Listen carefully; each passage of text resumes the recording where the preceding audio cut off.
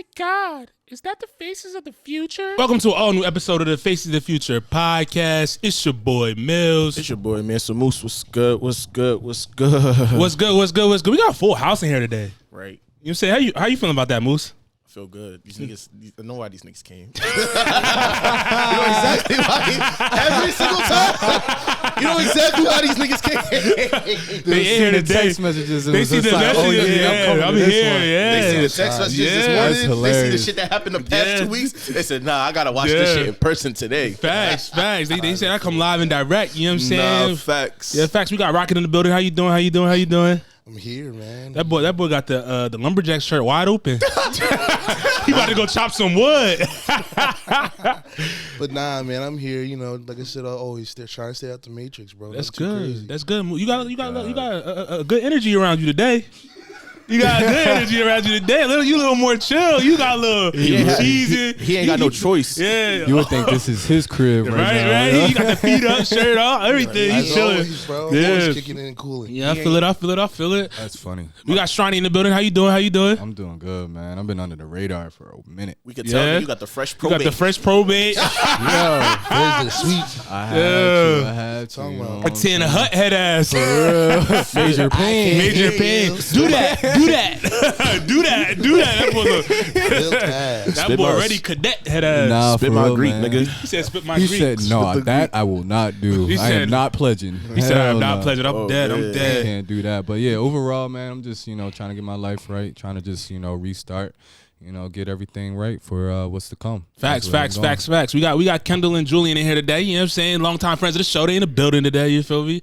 We know why they came. You know why they came. There's a lot to discuss. For sure. But I'm glad we in the compound. You know what I'm saying? It's been a minute. It's the last days of the compound. We're going to have a new one soon. Yep. But I'm glad everyone's here. It's been a couple weeks since we all been together. You know what I'm saying? So what y'all been up to, man? How's the last few weeks been?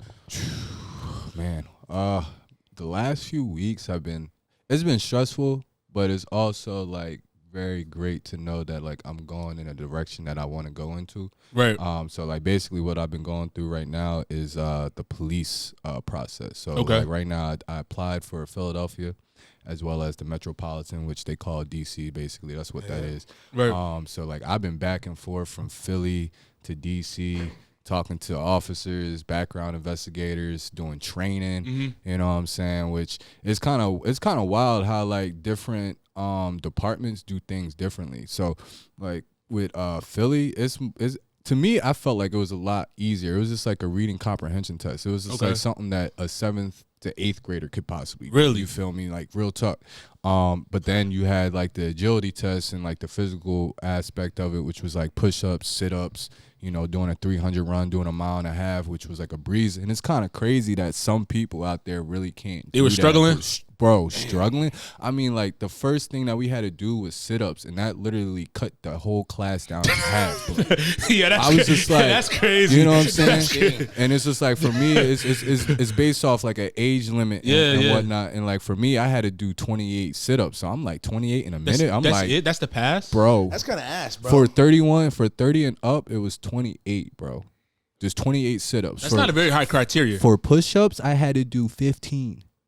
Did you stop at 16? Bro, that's what they do. They basically like, so once you get your limit, they just tell you to stop and you don't got to do anything. I ain't going to hold you. That's kind of like eye-opening. It really like is. when you think about stuff, and Moose alluded to that too about like the test and stuff, like who really are cops and that type of thing. It's like, but you would think it would be a little more like rigorous to become a police officer. You have to pass a test that's like 7th grade level, and then you 28 sit-ups and 15 push-ups, bro. That means anybody could be a cop. And for me, that's why like I'm very much also like so like anal about police officers, because it's like if you have to do 28 sit-ups and 15 push-ups, you're telling me that you'd have to read at like a 7th and 8th grade level. It's like, and what is it, like the average time police officers stay in the police force is like what, 4 years, maybe 4 or 5 years? Yeah. For 15 push-ups in the 7th, 8th grade level, and you got to deal with all different types of personalities is wild to me. And it's not you. I'm just saying in general how you kind of look is like, yo, like if this is the bare minimum that you have to do, and I have to put my lives and the lives of these people. Right. Fuck that. You know what I'm saying? For people to call after I got robbed, for people to call after to do some investigative work. Right. Nah, bro. You're better off taking your own chances.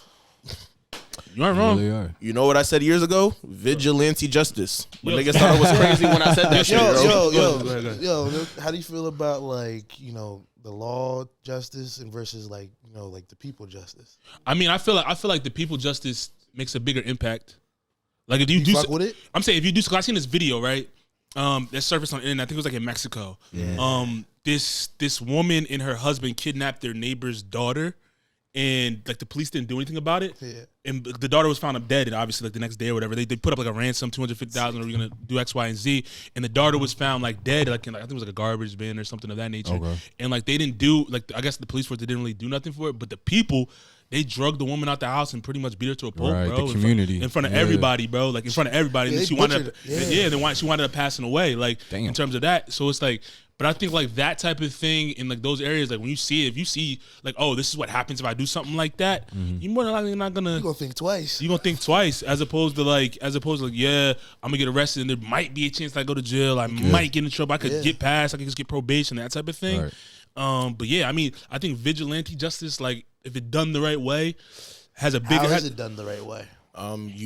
You discipline people that need to be disciplined. It's like it's like, don't get me wrong. This is not me saying, yo, like you see somebody steal a pencil type shit, and then it's you know what I'm saying. But it's like, yo, like if you do some wild out of pocket shit like that, beat their ass. No, but like to what extent though? But that's what I'm saying. You beat their ass. I think it depends on the severity of what you've done. Yeah, it's like if you mess with children or you do something that involving children, whatever. I hope you get the day that you deserve, type shit. You feel me? If you murder a child, Who are we to play God though? No, you're right. You're not playing God. You're right. You're not playing God. Yeah, you can't.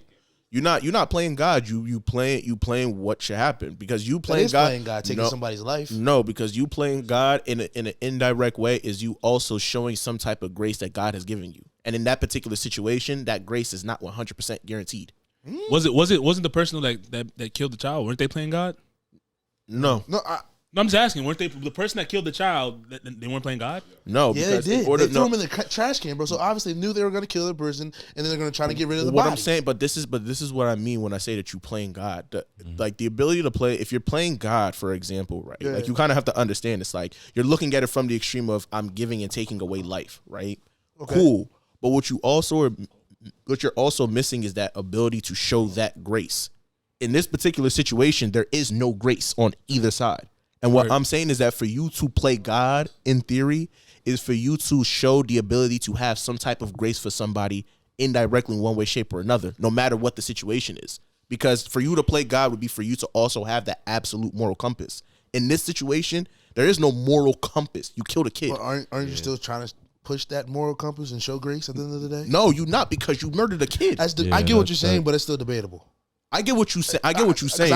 Because I kind of somewhat agree with you. Because it's like, for example, right? Like, I'm not trying to be on some overly Christian stuff today, but it's like, yo, like when you look at the Bible, it's like the first half of the Bible is like God destroyed people and destroyed towns and brought people back. True. There's a level of grace that you have to have. Right. Playing God. But in this situation, it's like, I'm not God who has an absolute moral compass. If you look at the story of simple as Sodom and Gomorrah, it's like, God just said bye and just made a new town, to a point where Jesus Christ had to come, happy Easter, whatever, right? But it's like, in this situation, you kill somebody, how I feel about kids is how I feel about kids. You know what I'm saying? So it's like, you kind of have to look at it like that. Nah, I kind of agree, yeah. No, you're not wrong. Damn, it'd be interesting to it'll be interesting to see, like, if like vigilante justice starts coming into the States, right. In the sense of like, just the ecosystem they're in right now, with people not trusting the government, people like not relying on them, that type of thing. That gets crazy, and then it gets you like selective choosing at that point. You said what? Selective choosing. What you mean by selective choosing? Like vigilante justice and all that shit, bro. Like you said, some people might just be like, oh, he did some crazy shit, let's go fucking stone him to death or some shit like that. Yeah, but the thing is with that, I don't think that's gonna ever happen, because like it's like when you kind of look at certain things, right? Let's even say that the vigilante justice becomes organized. Yeah. When you look at things like the Constitution and what's in there, and how, like, the Second Amendment, for example, like when you break certain things down to think about how things could happen, it's not going to happen, because at the end of the day, police still have all the power to turn something into a police state. And that's the one thing I saw in the video. The police were right there when it was happening. And it's like, I don't know. They must. When you talking about moral compass, they probably, I guess they thought what was going on wasn't wrong in terms of like just based on the crime. And then also you have to realize, like, in different countries too as well, they take different things way more serious than us. Like, especially when it comes to like children and stuff. Like, to be completely honest, like, America's very lenient on people who, compared to other countries, very lenient on people who do stuff to children. Yeah. Like, as opposed to, like, if you go to somewhere else around the world, you mess with a child because they're supposed to be innocent. They don't know what's going on, bro. You gonna get the worst of the worst, bro. Because then they have nothing to do with nothing. True. To connect that too, right? That's why, like, when you look at law, when you look at things like legal cases, like, say for example, it's like an idea of, like, you know, SA or things of that nature. When you're picking the jury, majority of the time, they're trying to pick Hispanic people, for example. They're trying to pick Hispanic fathers. You know what I'm saying? When you have this idea of what that's supposed to look like, when you look at, I'm just using Spanish culture as an example. Spanish culture is very, very big on kids. You know what I'm saying? And how they treat their kids, especially their daughters. So now, when you look at that situation of, like, okay, it's a young girl or it's a woman in general getting SA'd. If I'm the defense, I'm afraid of having any type of Spanish man in the jury, period, because of his influence. Compared to, I want to have some other people, different influences. That's why, like, when you talk about those things, it's very lenient on how we treat kids here. Like, we'll talk about this, but it's like, even when we go down and think about how we look at shit, it's like we treat kids as expendable capital in this country. Very much. That's facts. Every way, shape, or form. So 100%. What you been up to though, Moose? How's your last 2 weeks been? Oh, it's been a blur, bro. Yeah, it's been a blur. It's been a blur. Was it a blur when we did that outfit competition? I whooped your ass. Damn. Whoop whose ass? Wow. Damn. Whoop whose ass? I didn't know he was gonna go down. On your birthday, bro? He went ass? Wow. On your birthday? He went off. He more sauce? I mean, he definitely didn't say he had more sauce than you, bro. Because he wore a David Bowie sweater? Ooh. No, we picking out random people. What was they saying? Let's clarify. Okay, so let's clarify. We asked who was flyer, and what did I tell Chase? I said, yo, niggas is gonna say Chase look, they're gonna say Miles look because they know David Bowie. No, bro. Did I say that? Yes or no? No, bro, because one boy didn't say nothing about Bowie. He didn't even know he was. No, he was, bro. He said he's because they put the piece together. I made the comment. I said, yo, they're gonna say, this is what they're gonna say. They're gonna say because they've seen someone who knows that they're not someone who knows David Bowie. You're making excuses before you even ask. I made no excuse. I said just pick someone. I stood there. Right. And then what did the nigga say? Once I said that, what did the nigga say? Oh yeah, he got the David Bowie. No, the first thing he said was like, no, that's not the first thing he said, bro. That's not the first thing. More than one person. There was one person that said I said that right. The first dude pulled up and he pointed at me and I was just like, nah, we talking about these two. He said because you had the pants. And you he had the was fire just pants like, all right. He was just like, yeah, I picked him. Second person came by and he was just like, well, I don't really know David Bowie, so he picked Moose. That's when it was 1-on-1. Because he picked Mills. Because he said, yo, I don't know. He said, I don't know. At first he picked me, then he went you because I don't know David Bowie. Someone on your back. That's exactly what he said. That's what he said. And then in the after second, that, and then we asked the boy turn around. And the boy that was the waiter, he stopped to analyze both of us. He looked at both of us. He said him. And pointed at me. He's like personal bias opinion, what did they say? They said, oh yeah, because I like the baggy fit. I like the relaxed fit. That means I'm swaggier though. What do you mean? No, that's not true. How is that not true? Because somebody says they had a preference, remember? You can say, all right, put it this way. Talk about it. Yeah, we can talk about it. You have a preference, so more people prefer my fit than yours, so I'm whooped you. Like I said. No, what is you talking about? What is you talking about? That's the whole point of saying who's fire, bro. I prefer your shit over his shit. Right or wrong? No, so when it comes to the GOAT conversation, we talking about LeBron and Michael. I prefer Michael Jordan over LeBron. Right or wrong? It's preference. Let me take it to an extreme. Don DeMarco. No, let me take it to an extreme. If you're going to choose. Are we going to... Okay, cool. Let's take it to an extreme. Yeah, I'm here. Would you choose Miles' fit now or ASAP Rocky's fit back in 2015? We're not talking about me and ASAP, bro. No. We talking about me. You're not ASAP. You're not ASAP. You're not ASAP, bro. No, I'm proving a point. And I'm going to say I'm sorry to anybody, bro. I'm proving a point. Come on. My point is about that is that, when people have trends and people that they F with, they're going to choose something that they personally like. When people look at ASAP and they say, oh, shoot, I like the tight fits because it's in, I'm going to choose ASAP Rocky over Mills. I'm about to debunk your shit. Watch this. Yo, Kendall, when we was out at the show last night, was I wearing anything bag? Yes or no? I was not wearing a fitted fit. And what did everybody come and say? I was in some fly shit, nigga. What are you talking about? I have more versatility than you, bro. No, you don't. That was No, you don't. That was the whole argument. I have more versatility, bro. I have more versatility. I wasn't there. But he was there though. You can ask Gio too. Everybody can come up. Yo, fist fire. Yo, I like the jacket you wearing. I was wearing some slinny shit, but I also wasn't there. It doesn't matter if you were there. You have witnesses. It do. You have witnesses Hey, there. dude, you saying can't my sit shit here. is fly. You can't sit here and say, No, that, "Oh yeah, I'm fly," because everybody that was there ain't not Moose was saying that I look fly. So one person doesn't say, but the majority is. Am I fly? I didn't say that you're not fly. You're just not fly to me. Bro, I am though. I think I'm more versatile than you. Period. That's what everybody says. And then when I come out here on some verses, it's like, damn, bro, this nigga Moose. Bro, put it this way. No, put it I'll like ask this. everybody in the room. I'll ask everybody in the room, bro. If we were to close our eyes, right, and we're all gonna go out tomorrow night, right, and we're gonna be like, yo, what's Moose wearing? What's Mills wearing? You can almost guarantee and describe what Moose is gonna wear. Yeah. You don't know what I'm gonna wear. You can't. I really can't. No, you can't. Because the reason why, because I'm not really. You're not. I'm not. can't because you I get don't want. What you're saying? You can. So wait, because so what do you define as versatility?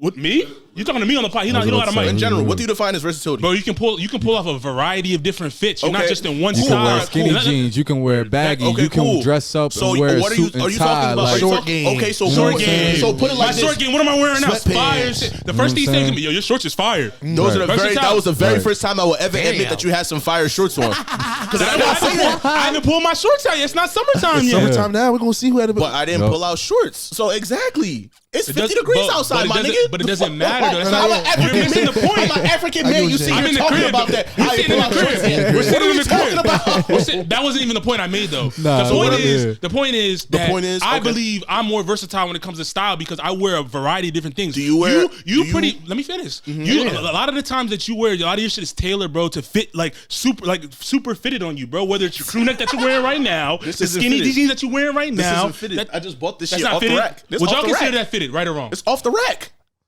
I'm just a husky. Be 100, bro. Be 100, bro. I'm a husky because I'm like, ask that question. Fitted on him. It's fitted. Like this crew neck I'm wearing. You just a stocky boy. But it's fitted though. So it's fitted. It's fitted. You know what I'm saying?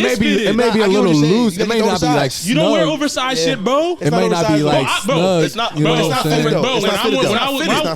I was bigger, I was wearing oversized shit, right or wrong. Let me ask you. All my shit wasn't hugged up on. It wasn't. Hold on. Let me ask you this, man. Do you think is yours fitted? Right now, this is a little loose on me right now. But it's not. It's not like it's kind of same. That's it. I said it's still fitted. I said it's a little loose. No, my thing is fitted. when it comes to versatility, again, who do you think wears a better suit, me or Miles? Now you're talking about suits. Suit? But it's versatile, right? I would give that to Moose. I would give that to Moose. That's what I'm saying. Yeah, pull up your fitted pics, right? Obviously, I'm not gonna say who wears better native clothing because that's not fair. Yeah, what I'm saying. Y'all both got suit and tie pics. But it's Y'all like both got suit and tie pics. Let's see. Yeah. I got some shit from like New Year's, like Whatever. Let's pull it up. that's not fair. He got the. We all bros, so we gonna. No, for sure. We were talking about the suit joints. No, I'm not even talking about that. I'm just talking about like I'm not over here But judging you know, like for real, that. Moose is definitely a more classy. That's the only type picks I got. vibe. Okay. Suit, you know what I'm saying? That's one. Hold on. You know, it's just the fact that day Was funny. he had the Amy on. He had, bro. Amy My on whole board. argument was this is my whole argument too. You spent a couple $100 on that fit. And I spent $30 on my shit. People say I was fleeing, bro. But I wore. That's the what I'm trying to fit, say. but Name brands don't mean you flyer, bro. Right. But I'm not name saying. brands don't But mean I'm not flyer. saying. But that's the thing, It's though. about I'm not putting that shit on. I'm Let me not see saying that name. shit. I can put that brands. I'm not saying name brands mean something. It does because when the bull walked by, he was wearing a regular ass striped shirt. Because of that name brand, he said that's his flea. Right or wrong? Did he not say that? But he wore the Amy shit with a black and white shirt. He could have wore an Abercrombie and Fitch striped shirt with the same fit. But that wasn't would what have you fly. said, though. But you what I'm said it saying was is fly that because of the name brand, bro. Because there's a You did difference. say that, did he not? Yeah, I did. But there's a difference in the taste. Because you want to know why I said that? This is why I said this. Because since niggas think that they're so versatile to me, let me talk now about fashion.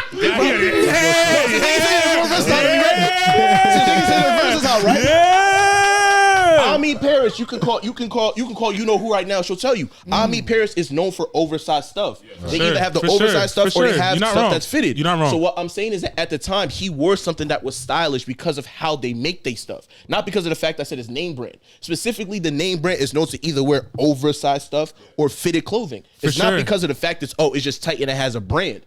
There's a way that you wear stuff that's like, okay, cool. If you want to go wear a suit, you can say, "Oh yeah, I'm going to go to H&M get a suit." I'm not disagreeing with that. You know what I'm saying? I'm saying though, your I'm argument. getting a Tom Brown suit. I'm saying. You know what I'm saying? I'm saying that when you made the comment about him being fly, your main point was because it's this brand, and he was standing right there when you said because the brand is representative of what it does from a versatile standpoint. It's not because I'm saying this because it's an Amy Paris shirt. It's the brand. No, It's the but brand. It's not necessarily. Yes, you just said it's because the brand and what it does for versatile thing. Well, that's the brand. The conversation of what you saying was I spent a couple $100 on the fit. I'm not saying the fit was fly because it was an Amy Paris shirt. I'm saying I'm not talking about his fit. I was talking about me and you. I'm saying you. You still use that argument. But you still use that argument. And bro, I'm using the argument between me and you. I'm saying though, like, but what I'm saying I put some fly shit on. I could go thrifting and my shit gonna be fire than yours because that's what happened. But again, that's all I'm saying. The oversized pants I had. Yo, the oversized pants I had was $10. The David Bowie joint was free. Damn. Okay, so that's what I'm trying to say. You drove to New York City, spent all your gas money, put it in the car, crossed the bridge, paid all the tolls, waited outside in the line to go in there to spend $200. My point exactly. I wanted to see the Porsche. It's a branding thing. I wanted to see. So every time you go to Amy door, you want to see the Porsche? Fuck. That was the first time I went in like 6 months. But what I'm saying is, you go up there, you drive all the way to NYC to get because your they go there and they rebrand the store. Bro, there's a difference. Now you copping please. Now you reaching. How is it copping please? It's not copping please when you sit here and you. This is why I keep saying what I'm saying. What I'm saying is, yo, when you look at shit, all right, cool. What do you know me for? All right, Moose likes streetwear. He likes kind of preppy shit. That's why I like Amy Leon Dore. Like tailored shit, it's bro. not. Fitted No, shit. it's not. It's not tailored. It's prep shit. Prepper, fitted, whatever you want to call it, bro. Use your terminology. If you go to a TKE house, them niggas do not wear snug shit. They not husky niggas. What I'm saying is, there's a brand, bro. Even when you weren't husky, your shit was super fitted. No, bro. it wasn't. Yes, it was. What are you talking about, bro? We can pull it, bro. When you had your flat top, you was jerky. You wasn't wearing fitted shit. Yes or no? But that was a style. But you just said you weren't wearing it. But that's a style, nigga. Now niggas copping please, so bro. you're talking about high school. My nigga, you talking about high school, my nigga. But that's been your style. So when niggas was wearing color skinny jeans in high school or not? Cool enough. I wasn't wearing color skinny jeans. I mean, color skinny jeans. I was wearing color skinny jeans, bro. I wasn't wearing color skinny jeans. Hold on. Back in the jerking movement, was niggas wearing color skinny jeans or You were not? wearing color skinny jeans. No, they weren't. Thank you, Kendall. That's all I'm saying. No. It's a style. Yes. Yo, people were, but we weren't wearing that, bro. Bro, yeah, that's what I'm saying. Bro, I'm not. That's bro, what I'm saying. My nigga is making it crazy. Bro, no, but I'm about to debunk him, bro. Now I'm about to debunk because he said no. I'm about to debunk because he said, "Oh, people like your preference because that's what's in style, that's in trendy." Bro, you're saying you were wearing that shit back then, bro? That was trendy, and I wasn't wearing that, bro. I was wearing color skinny jeans. Yeah, a majority of niggas was not wearing that shit, but who was wearing that shit? That doesn't make you fly though. Just because you was wearing fly, bro. All right. The point is of what I'm saying is that when we talk about versatility, because you said that your shit was this, that, and the third, doesn't mean nothing. Again, a lot of people say it wasn't me though that said it though. What I'm saying is again, randoms.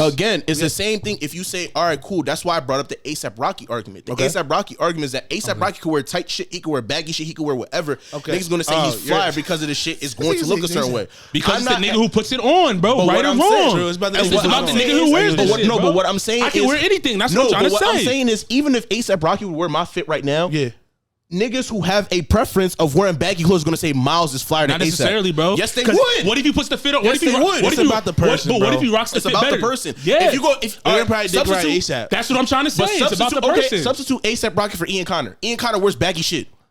What's that? Niggas gonna look at ASAP. Ian Connor gonna be like, oh shit. Just because of the name, no, but even if niggas didn't know Ian Connor for shit and saw his outfit and saw Mills, like, oh, I like Mills' outfit. It depends who put it together. You get what I'm saying? My point is, it's not necessarily. It's not necessarily. People will sit here and look at you because of shit that how they you put it together. You get what I'm saying? It's about who puts it together and how you wear it. Not necessarily. In my opinion, sometimes it's because of the fact of niggas just resonate with that. Some people like plain Jane shit. Some people like shit that matches who they are as a person. I'm not disagreeing with that, bro. But even when you match stuff. But my thing is, like, even when you match stuff that is like plain Jane, the way that you put those pieces together makes that whole entire outfit. That's all I'm saying. What I'm That's saying all is, I'm saying, bro. But even if it is, you could substitute whatever I wear for Gucci X, Y, and Z. There's certain people that I see you could say wear a similar style to me, but I wouldn't consider them fly. You wouldn't? No. If I seen a nigga wearing because wait, why don't you consider fly? Because they don't wear it the right way. No, not necessarily. True. Yes. That's what you're saying. Wait, so what's the reason? Necessarily. So what would be the reason? Because I don't. Why would you wear a Gucci t-shirt out loud? Because they don't wear it the right way. Like I just said. No, because niggas don't wear Gucci t-shirts. That's what I'm saying. Like it's like that's my preference. Niggas don't wear Gucci t-shirts. I don't think. My point is. What you say? True. That's true. what I'm not disagreeing with what that. I'm saying? Like, but that's besides the point. We're getting off the rail right now. We're getting off the rail. The point is of what I'm saying is that I don't know about that one either. that's what I'm saying. you don't What? have to, but it's like Niggas it's don't at wear the end of Gucci the day, t-shirts? it's like What? when you understand clothes, you understand certain things. It's like when you know.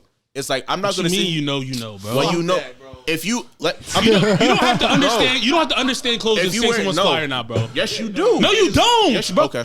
Bro, you don't have to I don't understand know clothes to they say. regular- I don't know Bro, about that. No. Bro, I don't know what I'm talking about. Bro, real shit, bro. I hate when I don't know. fashion. I hate I'm when with fashion you heads on- do that, bro. I'm with you on some of this That's shit. one of my. Why? That's one of my pet Why? peeves, bro. Just because you don't know fashion from top to bottom, you don't know clothing like that, doesn't mean you can't tell if somebody's fly or not, bro. Facts. You can I wear didn't- okay. you can wear some basic shit from a thrift store and be the flyest nigga out there and not know nothing about fashion, bro. Exactly. You just know what looks good together, bro. Yeah. Okay. That's a fact, bro. I'm wrong. Would you disagree with that?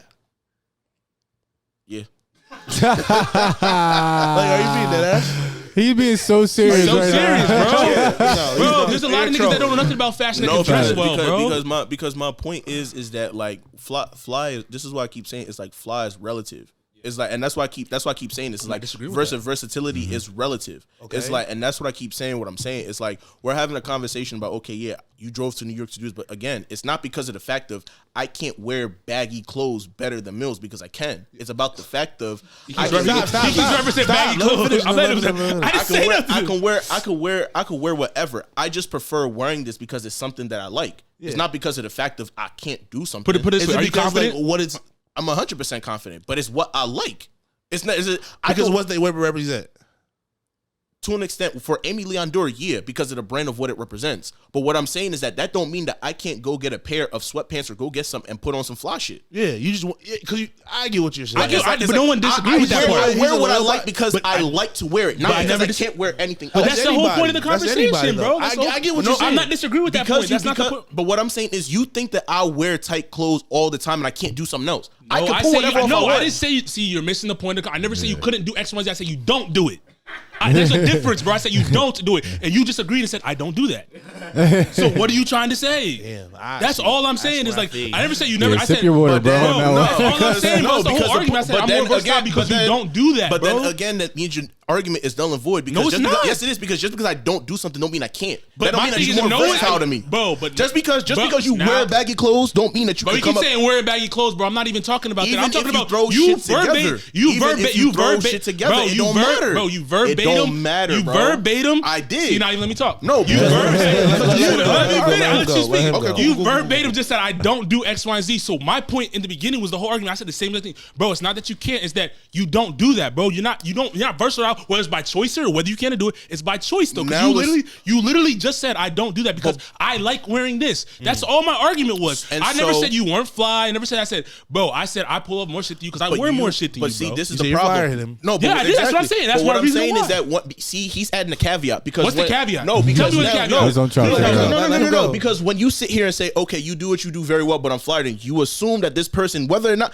up until now, he never said, oh, it's not by choice. It's not because it's by choice. I always said that. You've always said that. Oh, you don't do this, but you because I don't. do this, I'm better. You Exactly, naturally 'cause I tried more shit. No, basic arguments, you naturally assume the opposite end. So when you say How you did I don't assume do it when you said no, it yourself? let him go, let him go. Naturally, I'm talking about basic arguments. Let When him you go, sit let here him and go, say, let him go. you don't do this, I'm flyer than you because I could throw whatever on and you do this. Moose. What is that assuming? Moose, I'm about to What are you assuming? be dunking your whole shit, bro. You're How? saying I'm assuming like I How? haven't known you for 15 years, bro, and I But see that's you wear not- shit all the time, but bro. what- again, That's not an assumption. That's a fact. No, Because I see it's it. an I've been out assumption. with you. It's I've an gone out with you. assumption. I've It partied is with an you. assumption. I've sat next to the couch with you, and you wear the same shit all the time, bro. It's That's an what I'm saying. yes, it's not an an assumption. assumption. It's not an assumption, bro. But again, it's still an Bro, assumption. put it this way, Chase. Put it this way. If you're Okay. you've known me since before you knew yourself. You know what I wear, what I don't wear. Okay. If you see a track record of me wearing shit, you could have with a strong argument say Mills doesn't wear that because you've known me for how long, right? That's all I'm saying, But bro. once again, that's still the assumption of How is it every an assumption, because bro? every single time It's history. every single time you have seen me in person, you assume that. Bro, and for you to whether I assume see that, you in person, whether Nah, that pictures is- you no, post on I the get what gram, you're saying. whether you do It's like whatever, you're you're the assuming same he's gonna stuff. do this, but you still don't know. you don't know. You still don't know. I just I choose get what not you're to saying, do though. that. I'm not disagreeing with what he's You saying. still don't know. What I'm saying is, All right, catch me off guard one day and wear something different. Then that's all I'm That's saying. why I was getting at. I'm like, just Just one do day. it. Nah, I true, just want do to it, see bro. you Off history, in this is some what you've flare done. Exactly, jeans, that's all I'm saying. or some joggers, or a sweatshirt that's baggy as. That's why I would. I would That's like all to I'm. see. That's my whole. And then, point. and then we can go ahead and No go one's to a saying- different I conversation. I get what. Yeah, no one's saying you can't do X, Y, Z. I'm saying you don't do it, bro. but for you to sit here and say that you haven't been consistent with it.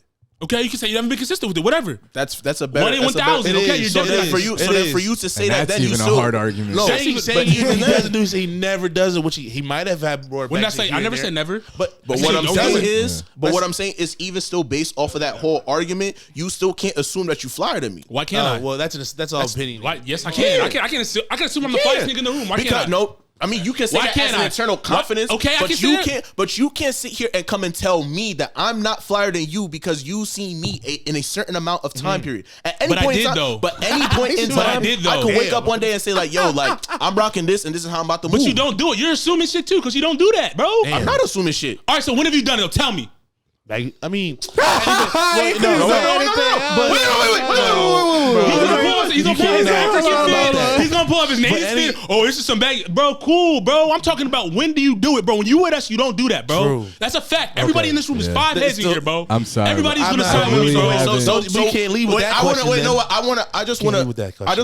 I just want to make sure. So we're all clear. We are saying that Moose has never worn. That's what I'm saying. You gotta fucking. Moose is what? Moose has never worn a baggy fit around nobody because they. No, we're not saying that. We never said that. You're changing the words.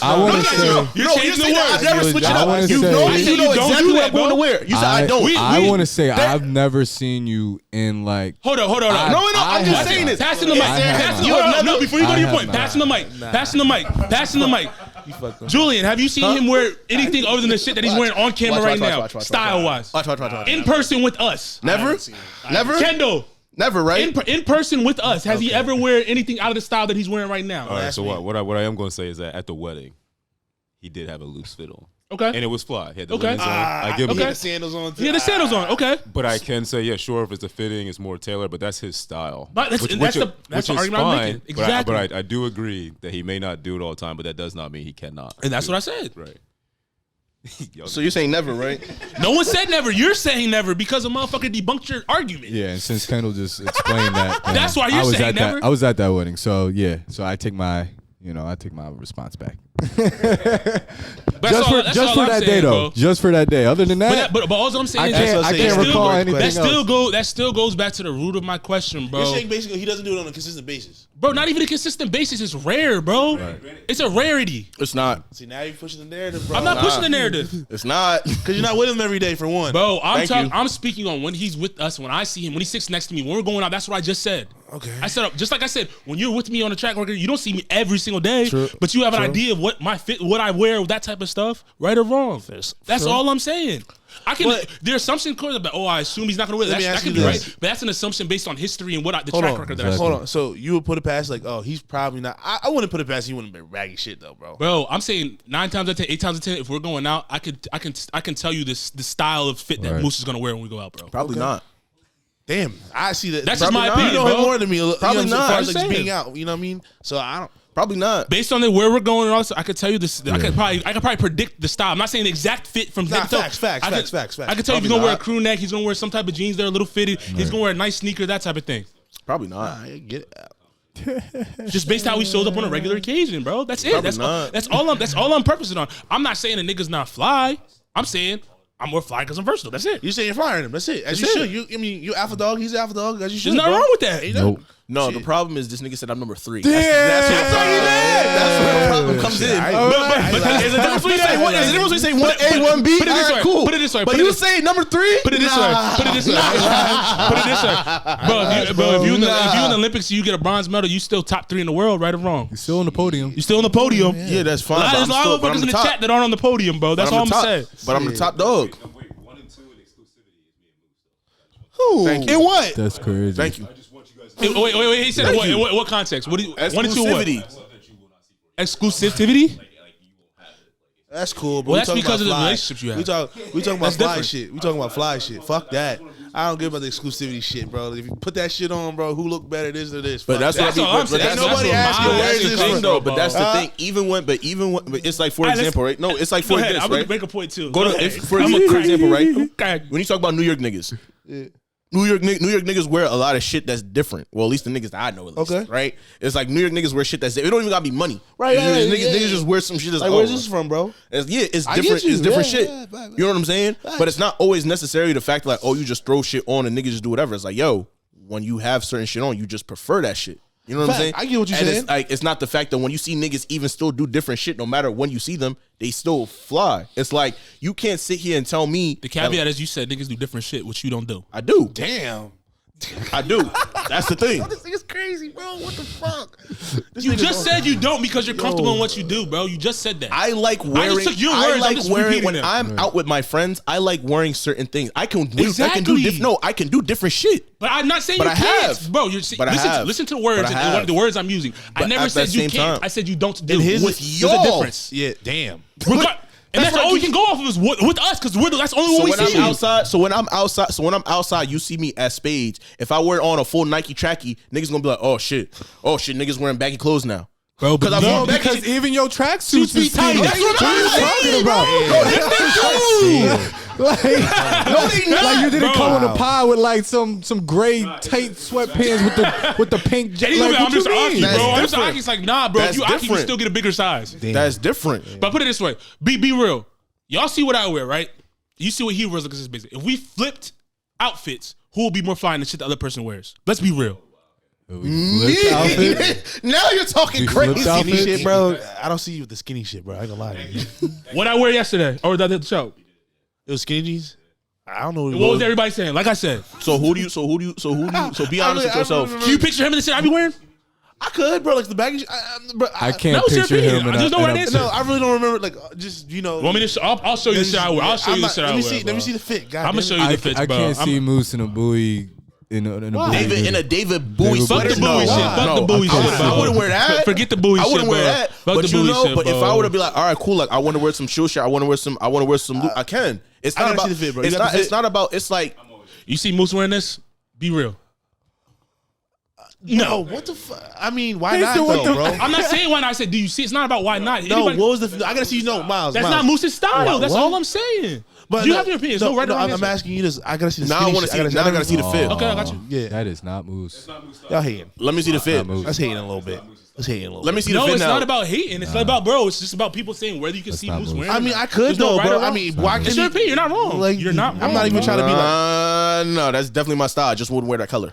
I wouldn't wear no tie-dye pants. Because you can't pull it off. I can Oh, pull well, it shit. off. No, I could pull it off. I Because just I look wouldn't wear good. that. And You all the gotta comments, see yo, it. you're fire as shit. Oh yeah, I'm saying the fit's fire, bro. Thank you. But I'm Thank saying you. like I wouldn't wear this type tie-dye of pants. person You wouldn't could've wear rock it. That's what I'm trying to No, say. Okay, fair I enough. know. See, Fair that's enough. what all no, I'm saying, This is where I'm bro. coming from. The question was, do you see him wearing? No, his could fit? you- Which no, means if you- no, the no, shirt, the question- the pants, all that is that he has on. No, would you that's be not able to wear? fair. No, That's So not no. fair. That's That's fair, not bro. fair. If you guys- That's was not the fair. question. No, Right, because that's not fair. that's what I'm saying. Because Why now not? you I said nitpicking. could. Because when I said the same thing, oh yeah, yo, like there's certain things that I just not because I can't do it because I just don't like that. That don't mean that I can't pull it off. I can wear Bro. tie-dye pants, but I just don't want to wear tie-dye pants. Okay. That's how you feel? What y'all laughing at? I'm in the corner. No, I was like, I was confused. I was dead. confused too. You know what I mean? I'm dead. Who's that? Is that not fly? Yo, What type of pants am I wearing? Not the white. Show him. shit, Show him. What type of pants am I wearing? What type of pants am I wearing? Pass it to Chase. Pass it to Chase. Yup. Pass it to Chase. Yeah. I'm confused. Pass it to That's Chase. tough. What type of pants am I wearing in the fit? What type of pants? This joint right here? What type of pants am I wearing? Them shorts is tight as hell. Yeah, you stole that shit from me. No, I didn't, bro. That's a Moose inspired Come fit, on. nigga. Nah, bro. Come on now. Now he's stealing your. That's a come Moose on. inspired. That's a Moose inspired fit, bro. Let's not do that. Yo, Better than him. That's all I'm saying, bro. That's Stop all I'm playing saying. with me, I got bro. versatility. That's all a nigga was saying, bro. I tried different shit. I put different shit on, bro. That's it. I'm not saying I'm the finest thing in the world, but I think I am, But you bro. just oh yeah, that's No, smooth fit. I- That's now smooth he said fit. you don't think the fly I ain't gonna No, lie. I said I'm flyer than you. You're not. That was smooth fit. Thank you, bro. That's all I'm trying to say, bro. I could wear- I never debunked your style, I'm not bro. in this. There's a difference between just not wanting to wear shit because you just don't like that, Yeah. and because not because of the fact I can't do it. Bro, I never- If you told me but that if was the, the if the argument, world, bro. if the world at the end of the day, I had to go and do that shit, I could do it. Right. True. I could You do could. it. You could. I just don't like certain. I just don't. Not even because of take tight shit out of it. Yeah. I just don't like.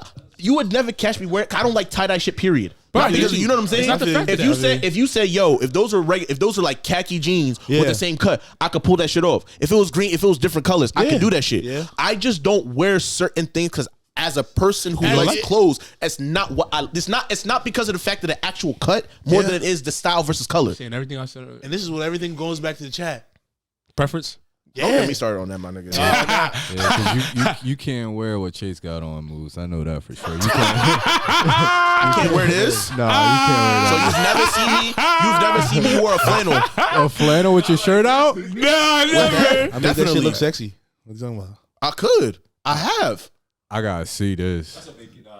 Yeah, you gotta go to your archives. I need to see that was a regular. This was a regular fit at Uniqlo that I used to wear. Okay. Been in the South too. I'm gonna trust you. Hey, man. On that. Come on, bro. Let's be for real, bro. All I'm saying, within your argument, you agree with me without you even knowing. That's all I'm trying to say. Not necessarily. You did because you say you don't do X, Y, and Z because you don't do it. That's all I said. When you talk about, you say that, I could wear a bunch of different stuff because it's like I could just put shit on. I'm just saying, as a person who pays attention to stuff, I just don't like shit. Period. Like I'm not disagreeing with that. Fly or not, like for example, I wouldn't wear even this whole thing. I wouldn't wear this shit if it was cut a certain way or if the emblem was cut a certain way. What I'm saying is fine and dandy, bro. We going out. What I'm saying is, what you saying? No. Nah. What I'm saying is, you may think that it's you not being versatile. You looking at it as this nigga can't come out with different looks. I can. I never said you can't. You just don't do it. You say you just don't. Yeah. I say you just don't. That's what I'm trying to say. You're assuming that I don't. No. See, you're missing the point. You're using different words to get your argument across. No one said you never couldn't do anything. No one says that you don't do X, Y, and Z. We're saying that as a collective group, and I'm saying as a collective group, we don't see you do that. That's it. And what I'm saying is that I do. That's it. You just don't be around. And what did I just say? What did I just say? Around us, you don't do that, bro. That's so all that I'm you saying. can't assume that you fired at me, bro. That's what I keep saying. You gotta listen, Use your man. mental. What do you say? Let's be guided, bro. Let's be guided. Let's be guided. And said that I'm the third flyest nigga, and nigga don't even be What's around wrong with that? What's wrong with being 3 in a group of 10? Yeah. Because I'm number 1, nigga. The fuck is you talking about? I gave an unbiased opinion who I thought was 1, bro. Period. Yeah. I still think I'm flyer to him too. Who? Fly to everybody. Come on, bro. Who said was number 1? I said Shawnee was number 1 in terms of. You think you flying around? I give him the nod too. Marnell? Yeah. Yeah, that's what I'm trying to say. Nothing wrong with that. Huh? Thank you, sir. You feel me? Bull be putting it. Not me, nigga. Fuck out of here. Shoes, but even it's the pants. Shoes, I can say that. The pieces. I can say shoes. Pants The pieces. too. I can say shoes. You be having pieces though. I can say shoes. That's I know how fun. to put my pieces together. I mean, that's just because of my brothers too. I mean, Yeah, that's what you know what I'm saying. Like their game is on a whole different planet. Like that's just on God. That's all I'm saying, bro. But shit, let's get into the Face of the Future song of the day presented by NBT Network. If you're listening to us on Apple, Spotify, YouTube, click that subscribe button, click that follow button, leave a review, tell a friend about the show. We're growing, man. We appreciate all our subscribers. We're up to like 450 now, something like that on the YouTube. That we're growing. We're in the 400. We're trying to get to 500, trying to get to 1K. So click that subscribe button, man. Face of the Future song of the day comes from Beyonce's new project, Cowboy Carter. It's the record with Miley Cyrus called Most Wanted, or Two Most Wanted. But yeah, let's jump into the Face of the Future song of the day. Once again, that was Two Most Wanted, Beyonce and Miley Cyrus off of her latest project. Speaking of music, though, this past weekend, went to go see John Bono perform, artist out of Toronto, up in the city. Kendall was there, fire set performance. We talk about artists having their mics on. He's one of those. Yeah, one of those for sure. I was sick that I couldn't go. I was right down the street too. Yeah, it was a good show, bro. 15-minute walking distance, and I was just like, I gotta help my brother out, man. With this loft, I couldn't do it. Nah, and the fact that, like, you know what I'm saying, like, people talk about like artists filling out venues and stuff. That joint's kind of like for the venue that is, he packed it out for being from somebody that's not even from the States. Right. Like that's a good accomplishment, bro. You said it was at Milk Boy? Like, yeah, they have a venue on top of the actual restaurant. Yeah. Oh, I didn't know that. Yeah. So like, if you go around, so you walk in the Milk Boy, you know it's just a straight like. Because it's across the street from Jefferson Hospital. Yeah. Right? So you walk in the Milk Boy, you know it's just a straight line. Like the restaurant's just a straight line. So you make that left at the end of the joint. It's just upstairs. It's a whole music venue with a bar, all that stuff. I did not know that. Yeah. John Vinyls him. Yeah, for sure, bro. UK R&B niggas are them. He's not from the UK though. Where's he from? John Vinyls from the UK. No, he's not. He's from Toronto, bro. From Toronto, bro. I'm wildin'? You're wild. Talking that bullshit. Talking that bullshit. He's from across the border. Is he? Yeah. I could have sworn. Maybe I heard something. Maybe I'm thinking of somebody else. Probably. Maybe he did a record with somebody from the UK. But probably. Yeah. Shout out to him. We gotta get him on the pod. That'd be a dope combo too. Probably seen him on one of them shits, the UK R&B thing. And they probably just throw him on there. You probably saw him on Colors. That's probably what it was. Yeah. Yeah, but this set was fire, bro. I just want to put that out there. But But let's get into all the news that we've missed since we've been away. Let's talk about the beefs in hip hop, but we just gotta get straight to it. So while we were away, Kung Fu Kenny came out on Metro and Future's project. Well, the song was called "Like That." Yep, Like That, addressing mainly Drake, a little bit of J. Cole. So I just need y'all. Everybody's heard this now, so I just need y'all to react to your thoughts on it. Where y'all stand in terms of like the direction this beef's gonna go. Even just outside of just Kendrick, when it comes to like Metro, when it comes to Future, when it comes to the whole conglomerate of everybody that's going toe to toe with each other. What are y'all thoughts, man? First thing, the actual diss, it was that had to be the biggest layup I've ever seen. You think so? Facts. It's a start. You had the Eazy-E sample, Right. and you gave it to the most prominent West Coast rapper Right. ever with Metro Boomin. Right. That's a layup. Like that's a warm up. And Future? And Future. Right. With Metro, that was a layup. layup? I'd never seen a layup like that before in my life. But God. but I mean, on a serious note, the content, like it was a long time coming. Drake been talking crazy about Kendrick for a minute while he was on tour. Yeah. Drake was on tour talking about, when Kendrick was on tour, Drake was talking about, oh yeah, I don't take time out to release albums like some of my cohorts. You've been talking crazy. Then you see, and the irony about it, I was talking to people about that first person shooter music video. I was like, yo, like, I don't know if anybody peeps, but this first person shooter music video, if I'm Kendrick Lamar, I'm not jacking this at all. Like, why not? When you saw the whole music video was basically like, yo, like Kendrick, you're not a part of this. Like, if I'm Kendrick and I'm watching you do the Spider-Man pointing thing, Right. But at first in the diss, he Cole included him, and then he was just like, nah, because if you see the the first person, obviously the idea of the song is talking about J. Cole's perspective, obviously, versus Drake's perspective. Yeah. And that's why he shot at Drake. And I'm looking at it as like he also controlled the music video. That's what I'm saying. Is like when you look at everything and how it was set up, it was like you knew Kendrick was coming. Right. Like the Messi and Ronaldo chess game when Kendrick and Baby King were calling themselves Messi and Neymar. Yeah. It's like, bro, like you saw all this and I'm looking at them like, yo, if I'm Kendrick, right, I'm livid. 100%. I'm livid. I'm doing my calisthenics a little bit more tough this time. Like, yo, like, I was really wild. I'm like, yo, I'm really like, yo, like, I'm like, yo, if I'm Kung Fu Kenny, nah. If I'm Kenny, nah. Kenny gotta want beef after this. You think so? Oh yeah, nah, 100%. And that's just like a string of other things of Drake not addressing shit. So I was just like, at that point, I was just like, all right, cool. Like I saw it coming for a minute. So do you think Drake's gonna address anything or nah? Yeah, he's probably either gonna like he has to address if he doesn't address it by April 12th, he pussy. Why April 12th? Why April 12th? Because that's when Metro and Future are dropping their next album. Oh, they're dropping another one? Yeah, on April 12th. I didn't see that. Yeah, that's why everybody's kind of just, some people are letting it rock, but I'm not letting that nigga rock. Let me ask you this: what do y'all think about like now? Because I know y'all see the stuff on socials about like this has been an ongoing beef. Just with the titles of the projects that they've been dropping, the songs that they've been dropping, like Her Loss, all that stuff, like all tying back into the underlying beef between really like whether it's Future and Drake or Metro and Drake, that type of thing. Like, what are your thoughts surrounding that? That just shows me how petty Drake. One, the albums. It kind of just shows me now that Drake dropped all them albums as a response to Future and Metro. That's really we think he's just being played. What's his like true beef with like Future and Metro? So from Shorty, right?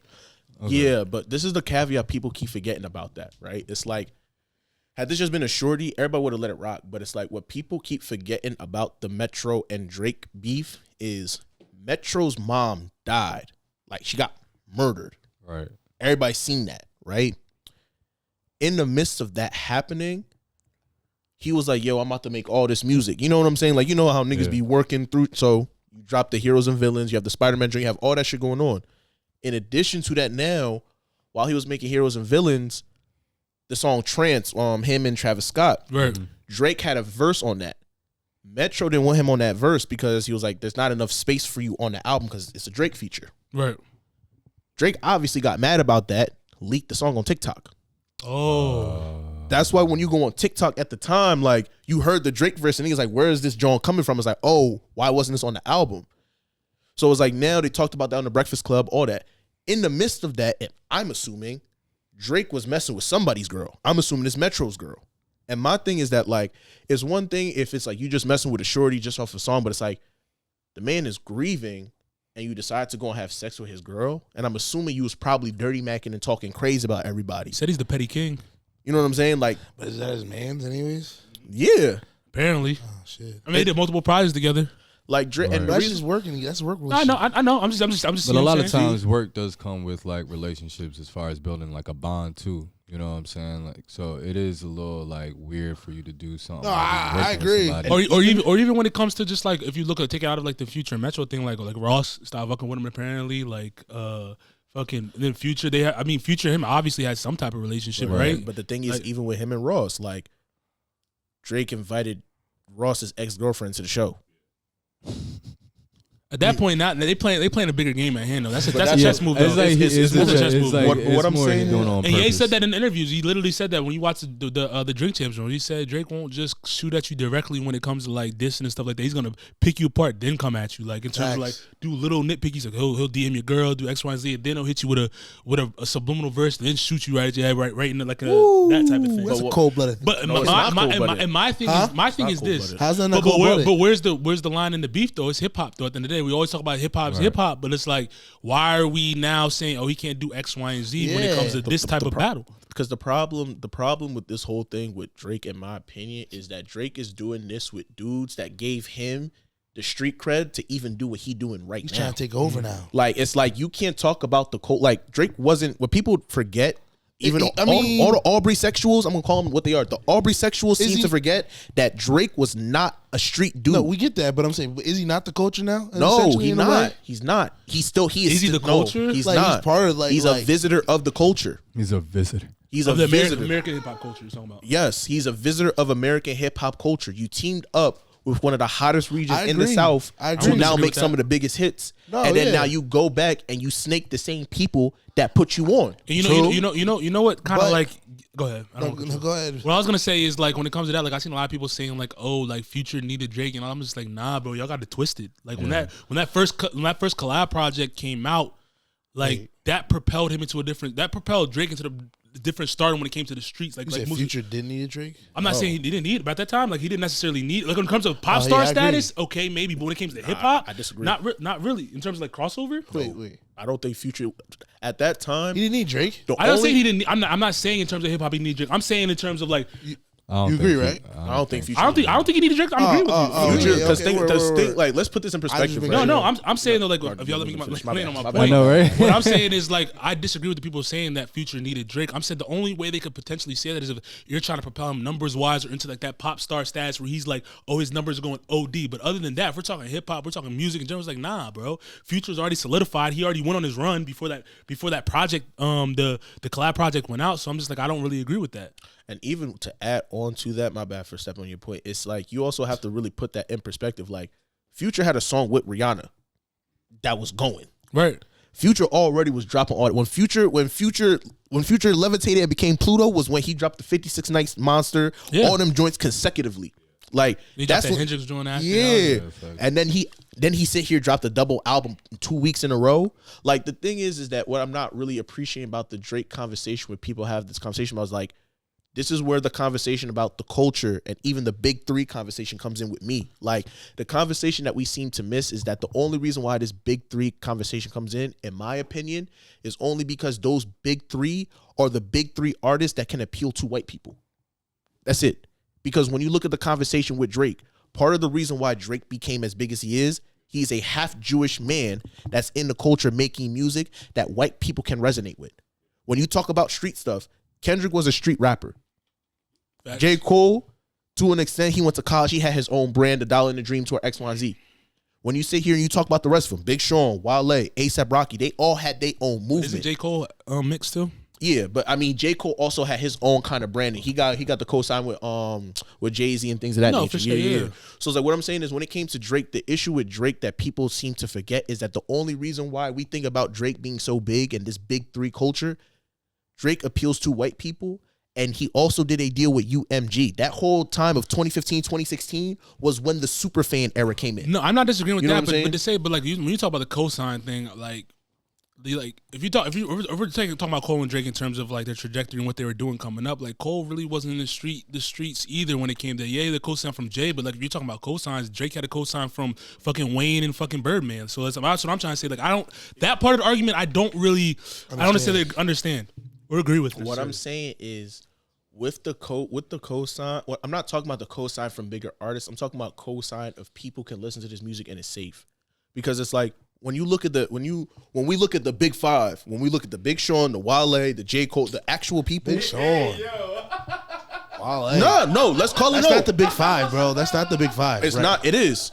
So Ye's not in there? In the blog era? Yeah, he's not in there? In the blog era. Okay, you're talking about the blog era. I'm talking about the blog. Be specific when you talk, bro. I'm not. When I say Big Five, those were the 5 biggest artists that but you have to be clear, bro. You have to be clear on your statements. But it's still Big Five right now, no, you know bro. What I'm saying. You Big know Five what I'm right saying. now. You know, I get what you're saying, bro. But be clear. Y'all know what I'm saying. But you have to be clear for listening, though, that's bro. still not the Big Five. No, the blog era. Okay, yes, I won't disagree with that. The biggest 5 artists in the blog era. He's not wrong about the blog era. I'm not disagreeing. But you have to be clear. Because we were talking about right now, and you just jumped to Big Five. Well, my conversation was going to that. What I'm saying is, in that particular era, what I'm saying is, when you look at hip hop and what it was, hip hop wasn't as big as it was now.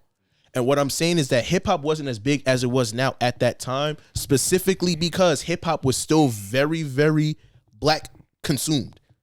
It was going through a transitional period in a sense. That's why I said when that 2015, 2016 era came in, UMG created the super. That's where the Barbs, the Beehive, the Aubrey Sexuals, the J. Cole's, all them dudes came up in that era and they blew up. The majority of them did deals with UMG, Interscope, X, Y, and Z, and the distribution to make super fans. That's where this whole big 3 came from. Because when rap blew up, now all of a sudden Kendrick is dropping To Pimp a Butterfly and Damn. Drake is dropping Views, which is a big album. J. Cole went platinum with no features. Those 3 blew hip hop up to eras where it's like, okay, now like white people have to respect that. So now I won't disagree with that. So now when you look at it now, the conversation comes in, okay, who are we making music for in the culture? Are we making music for white people? Are we making music for the actual core hip hop fans? I mean, that's why. Keep going. Yeah. That's why I was saying when it comes to this conversation with Drake and having these conversations with the street cred, it's like Rick Ross was gonna be fine.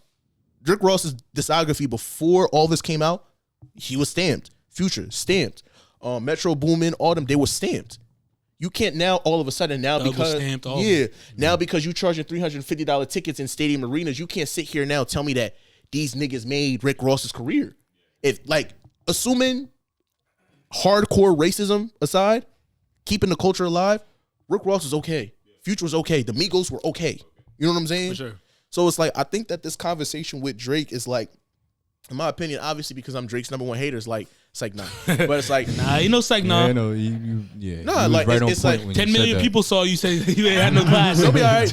He'll be all right. But it's like nah, it's just like the conversation that people have about Drake is that we act like Drake not untouchable, but it's like, bro, like you need the culture, and you don't have the culture the way that you think that you do. Because if you did, what's that thing called? For All the Dogs wouldn't have gotten the reception that it did. You lost the culture. You made music specifically for TKE kids that are casual listeners, as you so call them, of hip hop. Because now when he dropped the 6-pack, nobody said nothing. Nobody said nothing because shit was hard.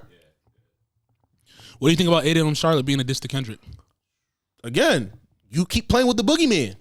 I didn't realize until I played it back and listened to him. He was really shooting at him. Like, right. You keep playing with the boogeyman. He was shooting at Dot in that whole joint. I'm like, oh, he said nobody listening. Your joint not hitting no more. He said you Hawaii ass niggas like that. I was like, dang. Because niggas think that because niggas go an alternative route and make a choice, that niggas can't do what they do. Like, I'm just saying. You have a song called Rigor Mortis. You make a song called Rigor Mortis and think that niggas can't rap like that again? Yeah. The Heart Part 2. The Heart Part 3. He said you ain't Kobe to us. I was like, dang, he coming right at Dot. I'm like, dang. And LA rap, and I keep saying this, like you keep coming to the boogeyman because you think that you stamped. But you're going around disregarding hood culture and having sex with niggas' women and think that you about to be all right in the hood. Who said this is hood culture? We're talking about music right now. But what I'm saying is, in terms of how Drake move in hip hop culture, Drake move like he untouchable. Right. Right. That's how I feel. I mean, is he wrong to feel that way though? I mean, he is on top right now. Is he wrong? Is he wrong to feel that way? Didn't know Diddy. I don't know if he's wrong. I don't think he's wrong to feel that way. Especially because he's like the top guy right He's now. the top guy right now. Top guy according to who?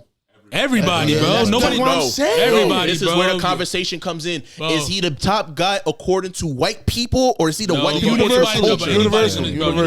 People say no, Drake's he's not. Bro, people that say Drake's at the top of the game, bro. Yes, they are, bro. Yeah. Bro, whether you hate him or not, people bro. who say that, it looks at the numbers. Take the numbers Bro, out. but regardless of the numbers, bro. There's artists that say that Drake is the top guy right why? now because of what they he want. does They want a in the Drake. music They that want he a puts Drake out. stimulus package to get that white. Bro, people but money. regardless, bro, like I get that, but still, we're not even talking. We're not even talking about just rapping. We're talking about as an artist right now. He's at the top of the game. No, bro. he's not.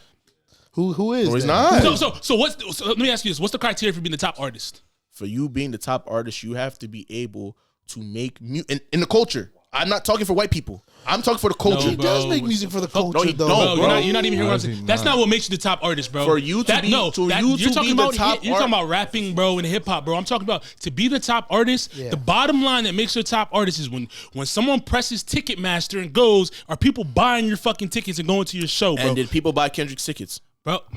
No. Go with me. No, Can I finish? You won't let me land. Okay. What I'm saying is, no one's saying you're not buying dot tickets. No one's saying you're not buying cold tickets. But whose tickets are selling higher at a higher clip? Drake. But last year, before Drake went on this tour, Answer my question before. His shit was pricey, bro. I ain't paid but what for I'm it, saying like, is, hey. if you want to use the Drake argument, last year you can't make that argument. Last year, Kendrick Lamar had the highest selling hip hop tour over Drake. You can't make that argument. How many times did he tour before then? Damn. He toured. How many times did he tour? So he toured But about how? 2-3 times. What was the biggest? What was the gap between Kendrick's tour with Damn to the tour that he just went on? That was what, 3-4 years. And how often has Drake been touring? Fuck no, that's like 4 That's fine. But how many The times? last time he went on tour, he went on tour for the Scorpion tour. Bro, he's he on just back-to-back he tours, just went bro. on back-to-back tours. What are you talking about? No, I'm not talking about this. What I said last year when Kendrick was the highest selling artist before he went on the Biggest the What tour with 21 Savage, the last time he went on tour was the Scorpion tour. It was. This tour is a continuation. He now overlapped Kendrick because he went back on tour to fill in all the spots. But what I'm saying is, you're proving my point, is that the dude just went on back-to-back tours and still selling his tickets at the highest clip. Kendrick, the reason Kendrick, and I'm a Kendrick fan, bro. What I'm saying is though. What? No, let him finish. What I'm saying though is like, bro just went on back-to-back tours, selling out arenas and all that stuff at tickets at a high clip. I want to see them do the same thing, bro. That's all I'm saying. In terms of like the hottest artist right now, the top artist right now, that's all based on recency, bro. No matter what you look at, even when you go to sports, take it out of music. You talk about the top guy right now. Yeah, you can say, oh, MJ did X, Y, and Z. He won 6 rings a few years ago, but you have someone right now as the top of the game because whatchamacallit's not playing, bro. That's what I'm saying, bro. But what I'm saying is, I'm not saying Dot's not better than him musically or better artist. I'm saying who's the top of the food chain right now? But again, that's a bad faith argument in my opinion for 2 reasons. One, when we look back at what I just said a couple minutes ago, the reason why he dropped all them songs at a high clip was to spite Future and Metro Boomin. That's number 1. I'm not disagreeing with that. Number 2, again, even if we want to talk about the ticket sales, you can make the argument right now because Kendrick Lamar had the highest selling tour last year. Because he don't like that nigga, you could still say I went back on that tour to outsell him. I mean, but So what did you say? He went back on tour to do what? He went back on the tour to do what? But what I'm saying is, but no, answer the question. No, but I'm not finished my point. But I'm not finished my point. He just said he went back on the tour to outsell him, and you're talking about, oh, he didn't outsell him. He just did that. No, but what I'm selling is last year, before he went back and said, I'm doing a second leg, last year he went on tour. We're not talking about last year. We're talking about now, bro. Now, bro. If we talk about shit in the past all the time, there's always going to be someone that's bigger, badder, or whatever.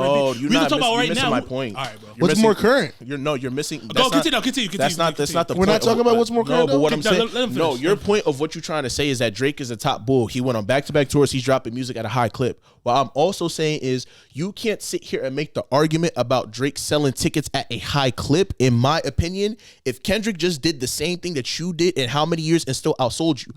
My point in what I'm saying in this argument is that even if you want to say this year Drake went on tour, what I'm saying is part of that whole I'm going to go a second lap around the tour is to add on to the tour because he don't want to get outsold by Kendrick. Exactly, it's part of the sport though. So at the end of the day, you're still selling more. You're at the top right now. But that's all I'm saying, bro. That's like somebody thinking he has score. But that doesn't it's like somebody because my argument then my argument would be if Kendrick said I'm doing a second lap right now, he's gonna outsell Drake. Okay, so then he'd be on top of the game. I'm saying no, but that doesn't mean that you're at the top of the game. It just means that that means you're a good person who knows how to use consumerism. Simple. Bro, what? And that's why I said when you take out that's why when I said when you take out the ticket sales, you can't you though. You can't.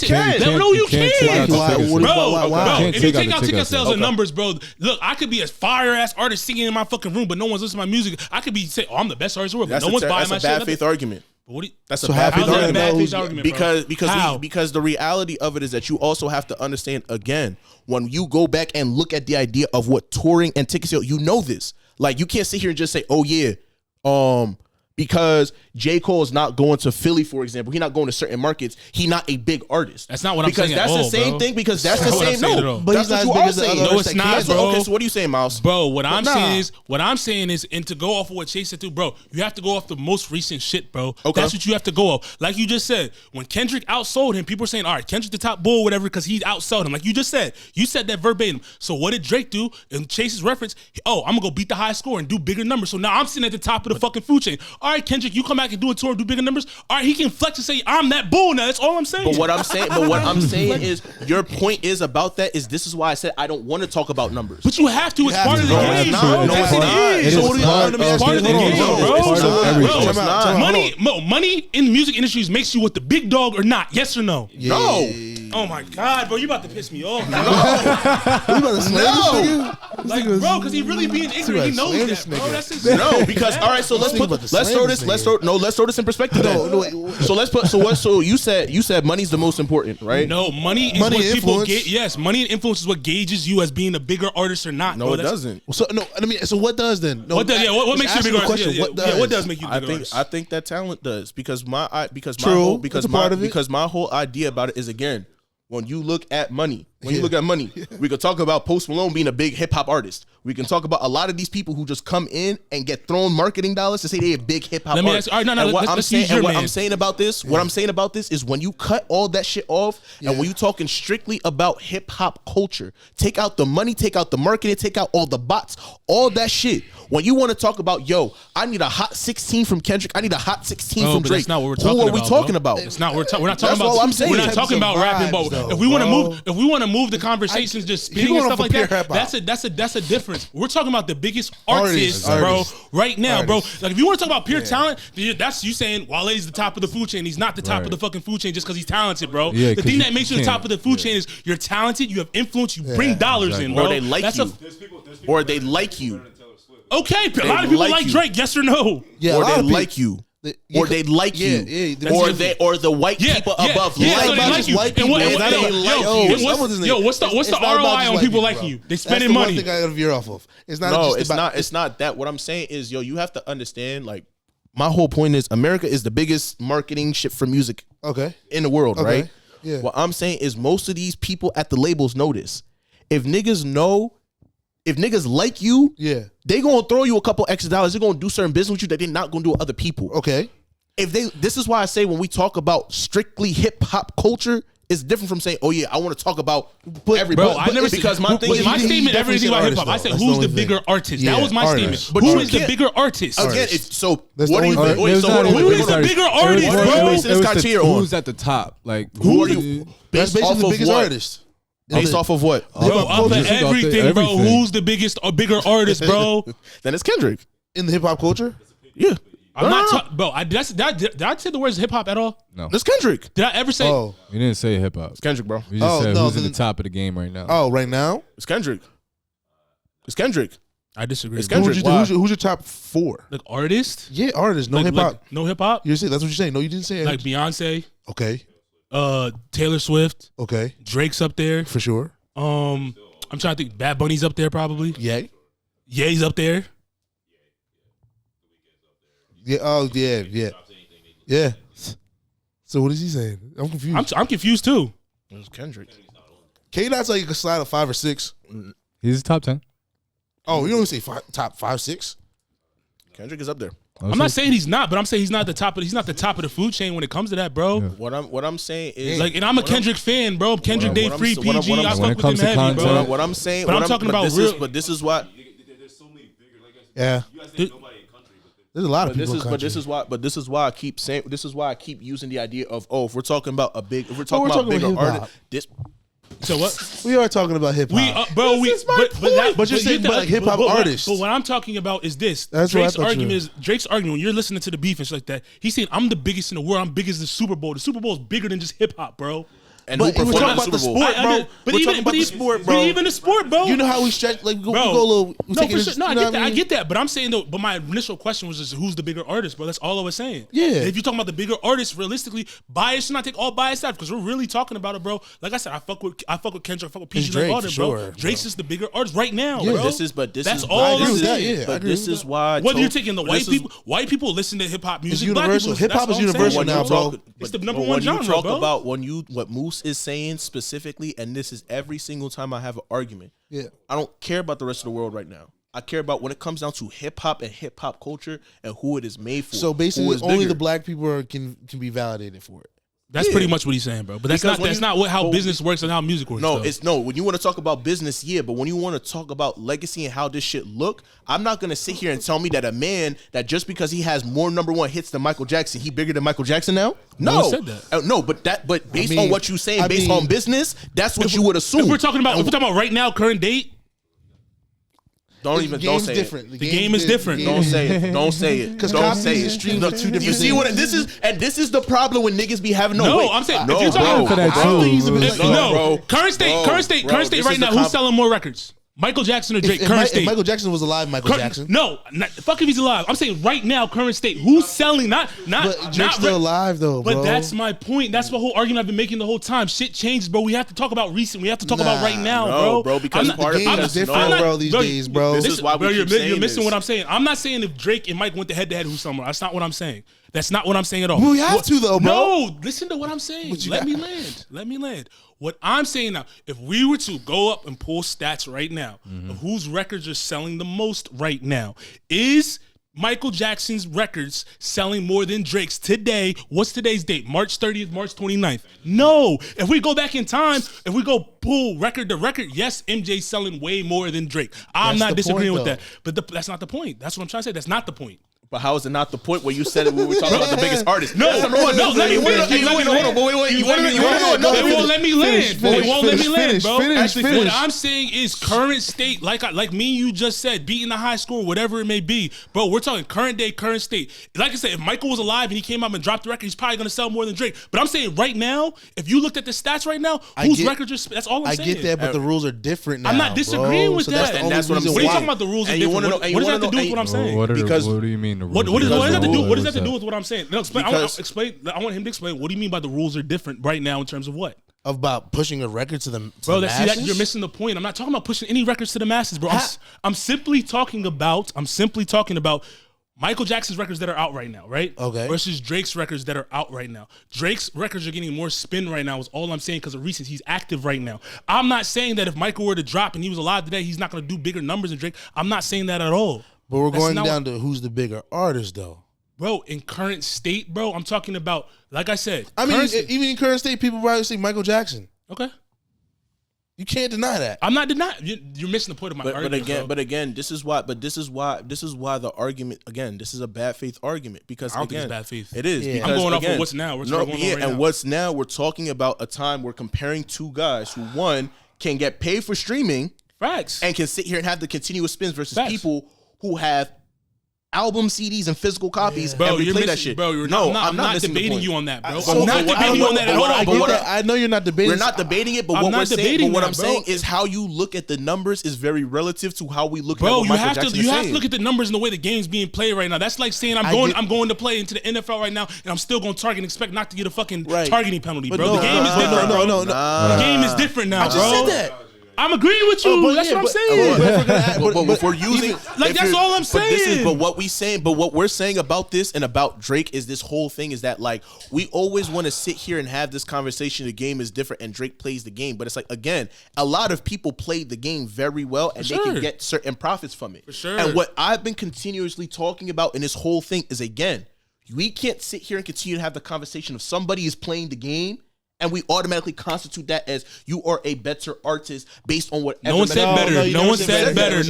No one said better. That's what I'm saying. You do that every argument, bro. You always see. That's what I'm trying to say. Listen, bro. I said bigger artists, bro. No one said better. None of that. Top. You said top. You said top. That's different than better, bro. Better is what? What's the word you've been using all? Preference. But again, preference is better. But when you assume saying that someone is the top, you assume to say someone. No, it doesn't. No, it doesn't. Yes, no, it doesn't, bro. Taylor Swift is top artist. I don't think she's better than Kendrick Lamar. Adaptability. No, fuck that. Taylor Swift probably sells more numbers than a lot of people in hip hop. I don't think she's better than. She's a bigger artist. She's a bigger artist. But there's a bigger artist versus the top artist. What I'm saying is, you can be top artist doesn't mean you're. There's a difference between bigger and top. That's what I'm saying. When we talk about the culture, the who is the top dog? When we say who is the top dog, what do we assume? I'm not. You're saying the culture. So what do you mean the culture? Again, this is where my argument comes from. When we talk about culture, when we say top, we assume best. So when we say who is the top artist, you say Drake. So based on that assumption, you would say Drake is the best. But you say Wale's a better artist, but he's not the top of the food chain. Again, that's to my point I just said 5 minutes ago. Better is preference, bro. If they like better you, is preference, if bro. they like you, better is preference. This is my point. I have been saying this for the past 10 minutes. The top is based off the numbers and sales, bro. But yeah, just off what you're saying, if they like you, a lot of people like Drake, and I don't think you're understanding that. And that's the culture as well. It's not just white people; it's the culture. Right? A lot of people like Drake. So you're saying 2 points to that, right? First point. When I say like, I'm not talking about the consumer right now. I'm talking about the business. Because when you talk about but even the business like Drake. So what are you saying? Well, that's what I mean. What I'm saying is when they like you, it's easy for people to work with you to do things for you to put you in a good position to make their money back. In business, why do people like you? They can either get an ROI. No, either. Why do they like you in business? There's a different reasons. They could just like you and your personality. No, bro. Yes. In business, bro, you're very okay. You're very ignorant about business then. Oh, I'm very okay. You're very let me know. Yeah, people just let me know. Yeah, I'm about to talk to you. I'm about to talk to you. Okay, cool. Bro, there's a lot of people that I like it because I'm not gonna business. They don't bring me no ROI, bro. If you go into a big multi-million-dollar company, even $1,000 company, $100,000 company, bro. If you're there and you just like you, but you're not having no return on investment, you're cutting your ass, bro. That's a fact, bro. You can be the most likable person in the world, bro. And even when it comes to artistry, especially in the music industry, bro, you could be the most likable person in the world, but if your album flops, you getting shelved, bro. That's getting shelved. But because why?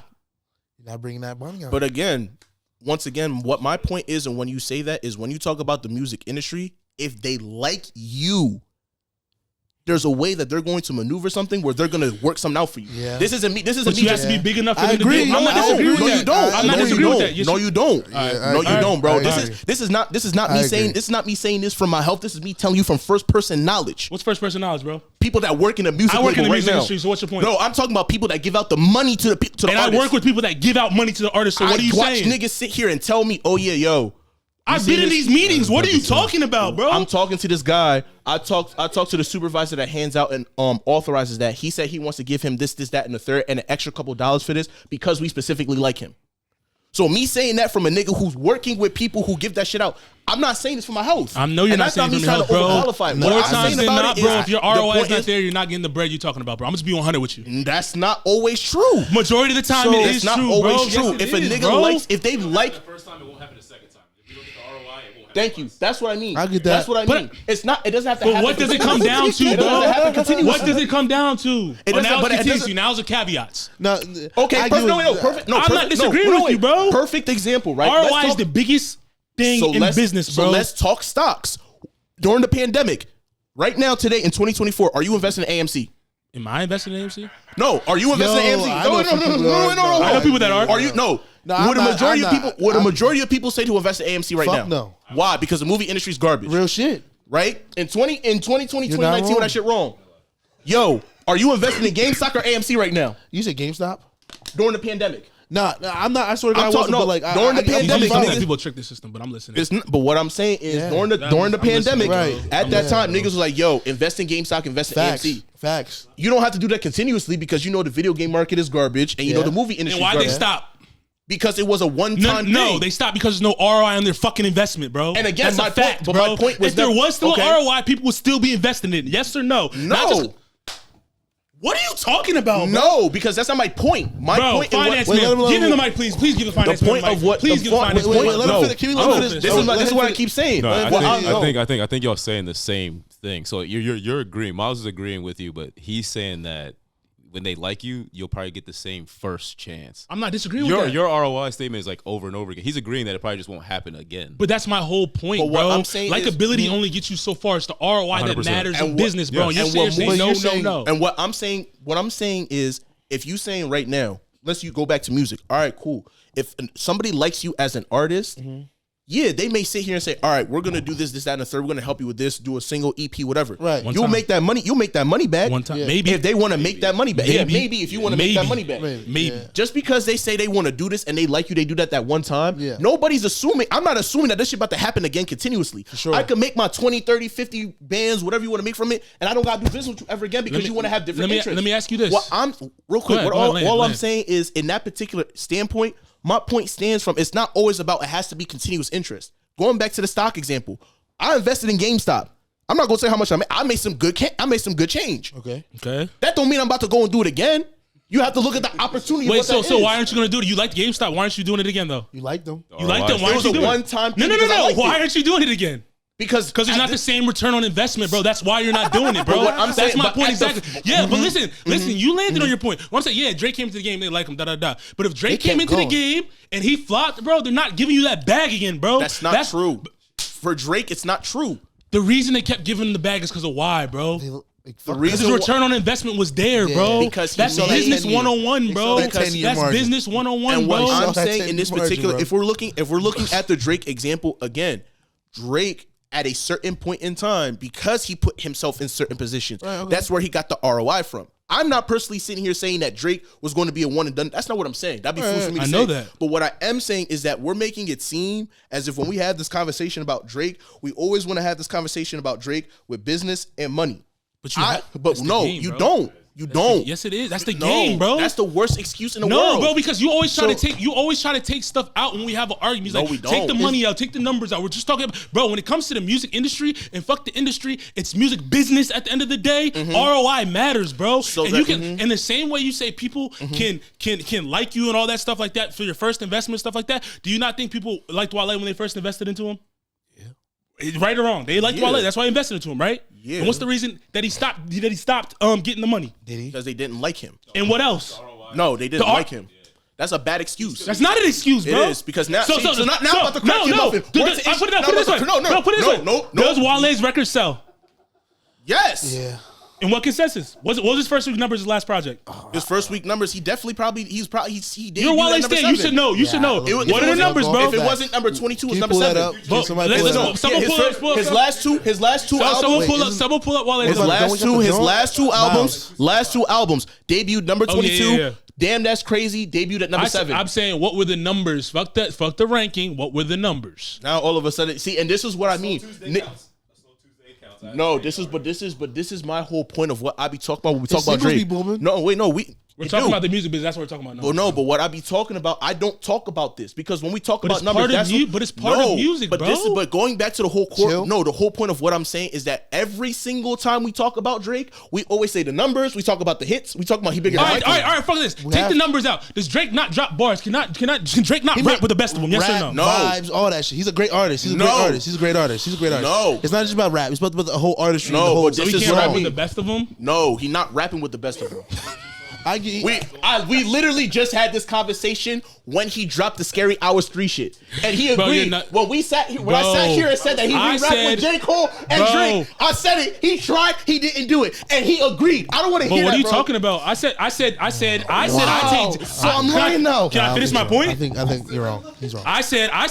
Preferably, if they're going head to head, I'm taking J. Cole and Kendrick. Facts. But what I'm saying is Drake can rap with the best. Doesn't mean he's better than them when it comes to rapping. He rapped pretty good. That's all I'm saying, bro. You like to misconstrue words. This whole pod, when you listen back, you're gonna say from the points we argue, you change little words to fit your argument, bro. That's the fact of the matter, bro. Stick to the script, brother. Stick to the script. Because my what point do you always has say? always been Be the same. guided. Be guided. Be guided. My point has been the same thing. When I talk about hip hop, I talk about the culture, what black people think. What is the culture, bro? What is the culture? Who created the culture? Hip hop culture. Who created hip hop culture? Black people did. Who? Black people did. No. Yes. Don't do that. What hip hop culture is today? Wait. You said a white man? See, and this is what I mean, a white bro. man? It This wasn't is a what white this man. is. It was not. This is exactly today, the what. way we, No, listen. This is You're what I talking about mean. me. No. See, now you're trying to misconstrue words. Can I land? Can I land? Can I land? Can I land? Sure. Can I land? Sure. Can I land? So who's signing the checks for these artists right now? Oh, brother. No. Who's signing the checks for the artists right now? You're not wrong about that. Okay. So who controls what's get pushed and what doesn't get pushed? Mister, everybody gets a push. Who controls it? Who controls it? Answer the question. No, you're not wrong. Me You're not to wrong. answer that question. Answer. Honestly, Who it's controls not it? white people. Yo, you're tripping. Yo, you're nuts. It's not. Bro. You're wildin', bro. Wait, but no. So let's know. You have to agree with him too. Listen to my point, bro. No, Listen to my point. Let's know, bro. No, Today's hip hop. Today's hip hop, bro. What are we talking about? Because hip hop is reactive. I get what you're trying to do, but hip hop is reactive. If we having a conversation black people about started rap, but I'm talking about what the culture is today. All the degenerate stuff that we still talk. Who pushes that stuff? Yeah, I get that. Who runs the labels? It's no, it's us. It really is us. I get what you're saying. Because who's funding it, who's putting the outs. Yeah, if you want to say again, I get that. I'm not talking about money, bro. But that's part of you can't exclude money. That's what gets shit pushed. This is why you can't exclude money, bro. And you know what my point is about this whole thing?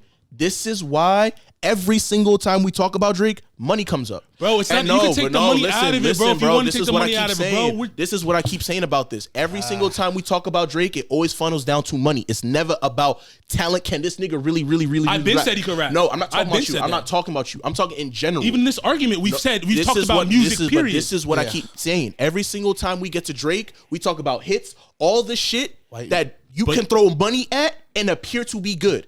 Part of my appearing. There's no appearance, bro. You're not letting me finish. You're not letting me finish. True. Okay. And what I'm saying about this is when you take out the machine. Okay. When you want to talk about talent, you'd say, all right, Drake and Kendrick going in the booth, going bar for bar. Kendrick is washing him. No one ever disagreed with And what the bar I'm saying for bar, about this is that every single time we get into this music industry conversation, I'm never ever talking about money because even with that money, it's relative. The business in general is reactive. Because if that's the case, we want to talk about music, Ice Spice shouldn't be having a fucking deal. No, She's not at the top of the food chain. No, but she's not at the top of the food chain, bro. Now she's not. Okay, she's not, though. We're not having this conversation. She's not, though. We're not having this conversation. She's not, bro. I'm not going down Ice Spice. Bro, you can go down the road. She's not. Even if she has a bag behind her, she's not good. What I'm saying is that's the difference, bro. The industry is reactive. Bro, fuck reactive, bro. The bull is talented, bro. You can't knock that, bro. I'm not going That's off. the thing that you're missing, bro. I'm not going off. That's not what I'm saying. If we're going off bar for bar, we are going to see Kendrick. If we're going off of like making a record, bro, Drake and Kendrick are definitely up there with each other, bro. Like that's a fact, making a record, bro. That's a fair assessment. But what I'm saying is when you come down and break this shit down in general, people always want to lean towards, well, this nigga Drake doing shit that we never seen. But Drake also has a big ass machine. The nigga's half Jewish. Let's be honest. And what I'm saying about this conversation, is that every single time we talk about rap, we always want to lean towards hits, money, and machine. Wait, let me ask you this. Time out. All right. You want to talk about? No, let's do it. Nah, fuck that. Let's do what Moose is talking about. Take the money out. Take the machine out. Take all that out. When it comes to talent, is Drake still talented? Yes or no? Yeah, he is, bro. He is. No. Yo, you're just a hater at that point, bro. You're hating, bro. You're hating, bro. In comparison to Kendrick, no, it's not even. Minus the comparison. Fuck the comparison. Just Drake himself. If you want to talk about that, yeah, but that's not my argument again. My argument is about in comparison to Kendrick and Drake. We keep saying if you even want to talk about Kendrick and Future, even then I'll even say Future's more what's the shit called? More talented than Drake. Versatile.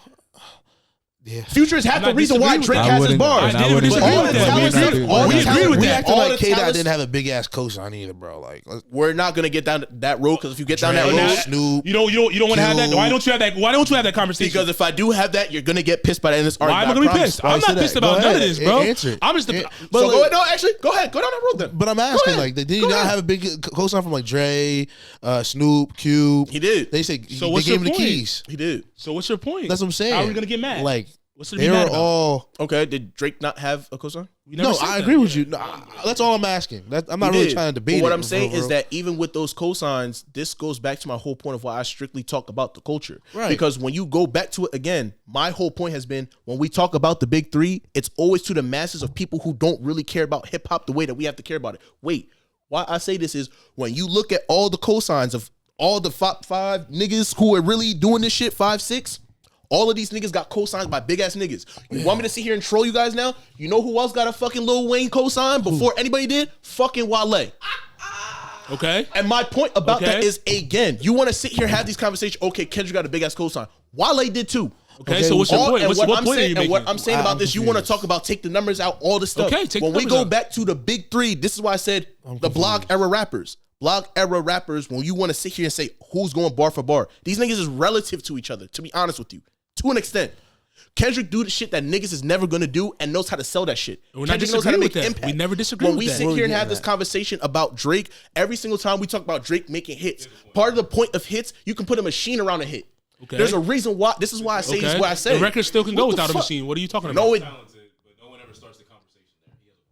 I know. We always said Drake was talented, bro. We always started with the conversations with talented. What? I disagree with that statement wholeheartedly. The only thing I'm saying is that Moose has a point to where when people do bring up Drake, the first thing you go to is not his talent, his bars. I disagree. No. I disagree. Talk about the machine. I disagree. We've had this conversation on the pod multiple times, and the first thing we say is, and you're but right. we have to talk about here. Right, we're talking about here, but in like an overall general, people talk about the numbers and the money first. Because that's what's pushed in front of your face. That's not true. Which is fair. But Which even when you is strip even if you strip the layers back, like Moose is saying, bro, disagreeing. talent wise, it's there, I bro. still think Moose is walling because he said he's not talented. But I'm just saying Moose has a point to when he's saying. First thing people aren't talking about is the fucking money. You're talking about his art, bro. You're talking about this nigga saying the bar, saying something cool, the delivery. Not for maybe for y'all, bro. If you want me to be, if you want to go on Twitter and see how niggas talk about. Bro, your Twitter is your algorithm, bro. Stop that. No, it's not. Yes, it is, bro. No, what it's I'm not, saying, bro. like people don't just so talk you mean about to tell his me right money, now? I could pull up Kendrick Bro, Lamar tweets and niggas won't sit here and say that Kendrick's ass. especially during prime Drake era. You know Niggas what I'm won't sit here saying? and say Mr. Morale and the Big Steppers' ass. That's my algorithm. Who? That's my. I don't see it on my timeline. If I go I don't on there see it and on say my that, timeline. Drake is not Twitter ass. not algorithm based. Yes, it is, bro. Twitter, TikTok is not algorithm based as much as Twitter is. I'm a Kendrick stan, and you'll be surprised at how many shit I've seen niggas saying Drake. Because is like you that. engage in that shit online, bro. Move, stop. Call a spade, bro. What I'm saying is, if that was the case, I would see more Kendrick is nice than I would see Drake is nice. I'm not gonna sit here and see Mr. Morale and the Big Steppers is I don't mid. see that on my algorithm. I don't That's see that all on I'm mine. saying. I don't see that on mine. This is why I'm saying when you go down the timeline and when you have a not even just your timeline, it's in general, search it. You go and look at the conversation, go say, oh, niggas saying Kendrick is not this because of X, Y, and Z. I don't see that.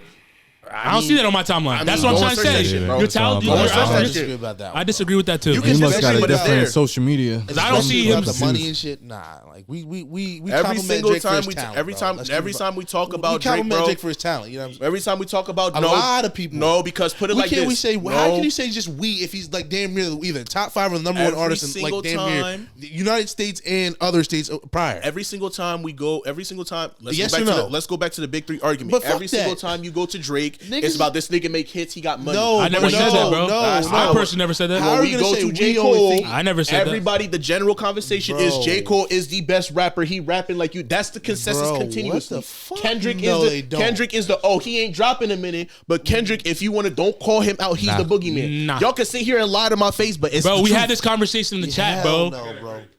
No. You know what I'm saying? Go down.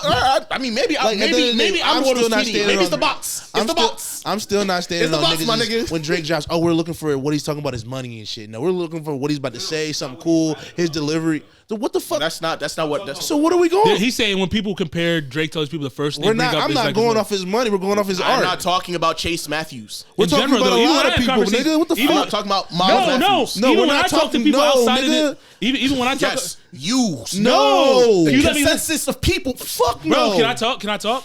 He's wrong. Even when we talk about Drake as an artist, bro, and we'll go back to the actual conversation of like who needs to respond and who doesn't after this, because we kind of went off the rails. But even when it comes down to Drake's music, bro, and people talking about, all right, where is he standing in artistry or their hip hop? People always bring up, yo, he can rap. Y'all forget back in the day he was dropping these rapidy rap records. He transitioned, did this X, Y, and Z, and then some people come up and bring money. He does sell the biggest records, X, Y, and Z, all that type of stuff, bro. Maybe the conversations you have on Twitter with people that are talking about money is one thing, bro. That's what I'm trying to say. You say, oh, maybe your ecosystem, but that's just your ecosystem, bro, that you talk to and debate with, bro. No, because I don't debate with these niggas. Yes, you do. I don't debate enough with these niggas doing now. Recently, because Kendrick dropped, I'm gonna say that bro, no, you argue, bro. Every day I come on the timeline, you be arguing with somebody. Yeah, every day on the timeline. Bro. Recently, because Kendrick Lamar dropped the response.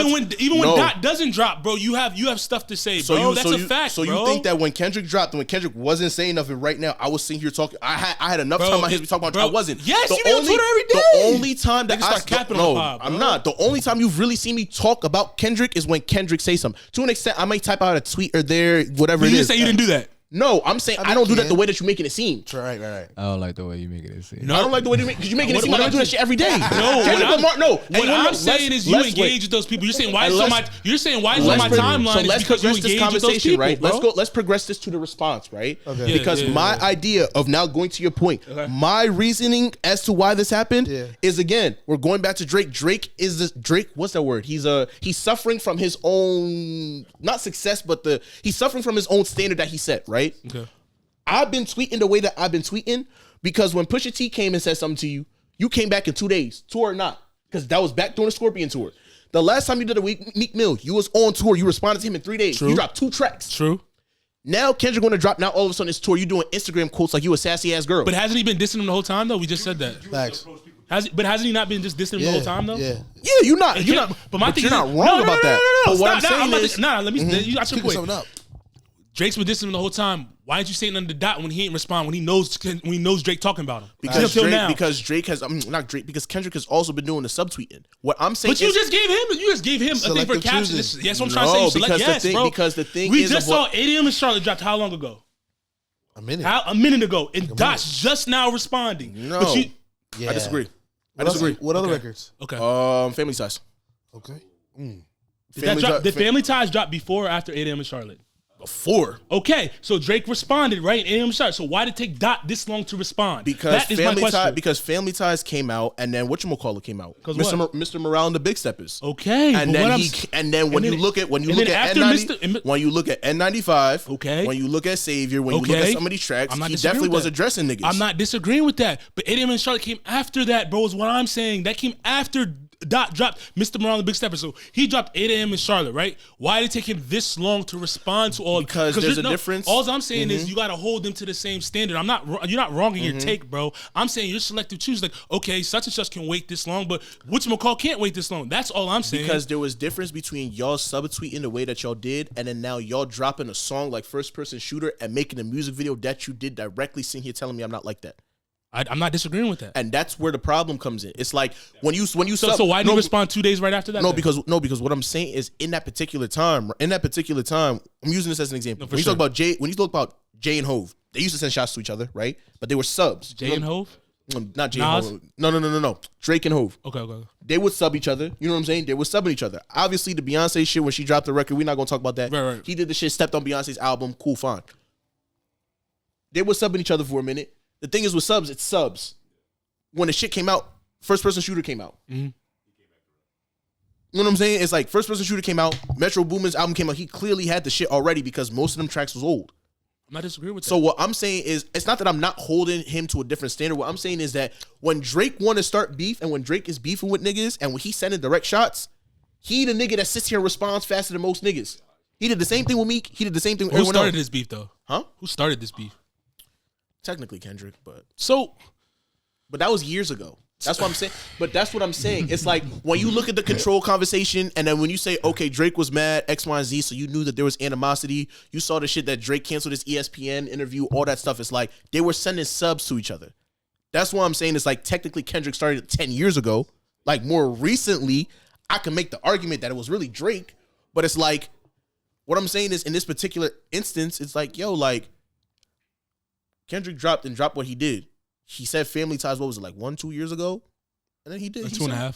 Something like that, yeah. And so my thing is just that, like, well, if you count Baby Keem's album too, but we're not going to do that. That's a whole different... Yeah, we're not going to do that. But I'm just saying, it's like, when you look at that conversation, it's just like, Drake was trying to fish for beef, and it's like, Kendrick called you out twice. You sending subs. So it's like, now you sending subs, and now all of a sudden you doing this, and then Kendrick come out. Now you want to wait 2 weeks? I'm not jacking that. No, I feel that. So do y'all don't expect Cole to say anything? No, I don't care. I don't care for a response. But my thing is though, like Cole been this whole time. He's Cole 3, bro. But I'm saying Cole's not even about the ranking. I'm saying Cole this whole time that he's been rapping, bro. He's been saying he's better than all these people, bro. Like, you know what I'm saying? Like, in terms of first person shooter, all that stuff. So it's like, why would he not respond at all as well? Because the last time he had open beef with a rapper, he went and sat next to him courtside at a Celtics game. But we're not gonna talk about that again. Why not? Why not? Because that's what he's a non-violent ass. So out of those three, who raps the best? Order them right now. You know, Kendrick, Cole. It's definitely K. Dot. It's definitely K. Dot. Cole. Drake. Yeah. Drake. Kendrick. Am I ranking out? Am I ranking out? Kendrick. Dylon. Kendrick. I think Kendrick Cole 1A 1B. So who? Kendrick Cole 1A 1B. No, that's the best artist. No, it's rap. Just pure rap. After that Black Friday track that he dropped like 7 years ago, it was J. Cole was never touching Kendrick, bro. Yeah. Sorry. You think they go bar for bar? Dot smoking him? Yeah. I don't think he's smoking him. I do not think he's smoking him. That's the thing. Kendrick be playing with y'all niggas, bro. No, I'm not talking about you. I'm saying in general. Yeah, no, I'm not. Yeah, facts.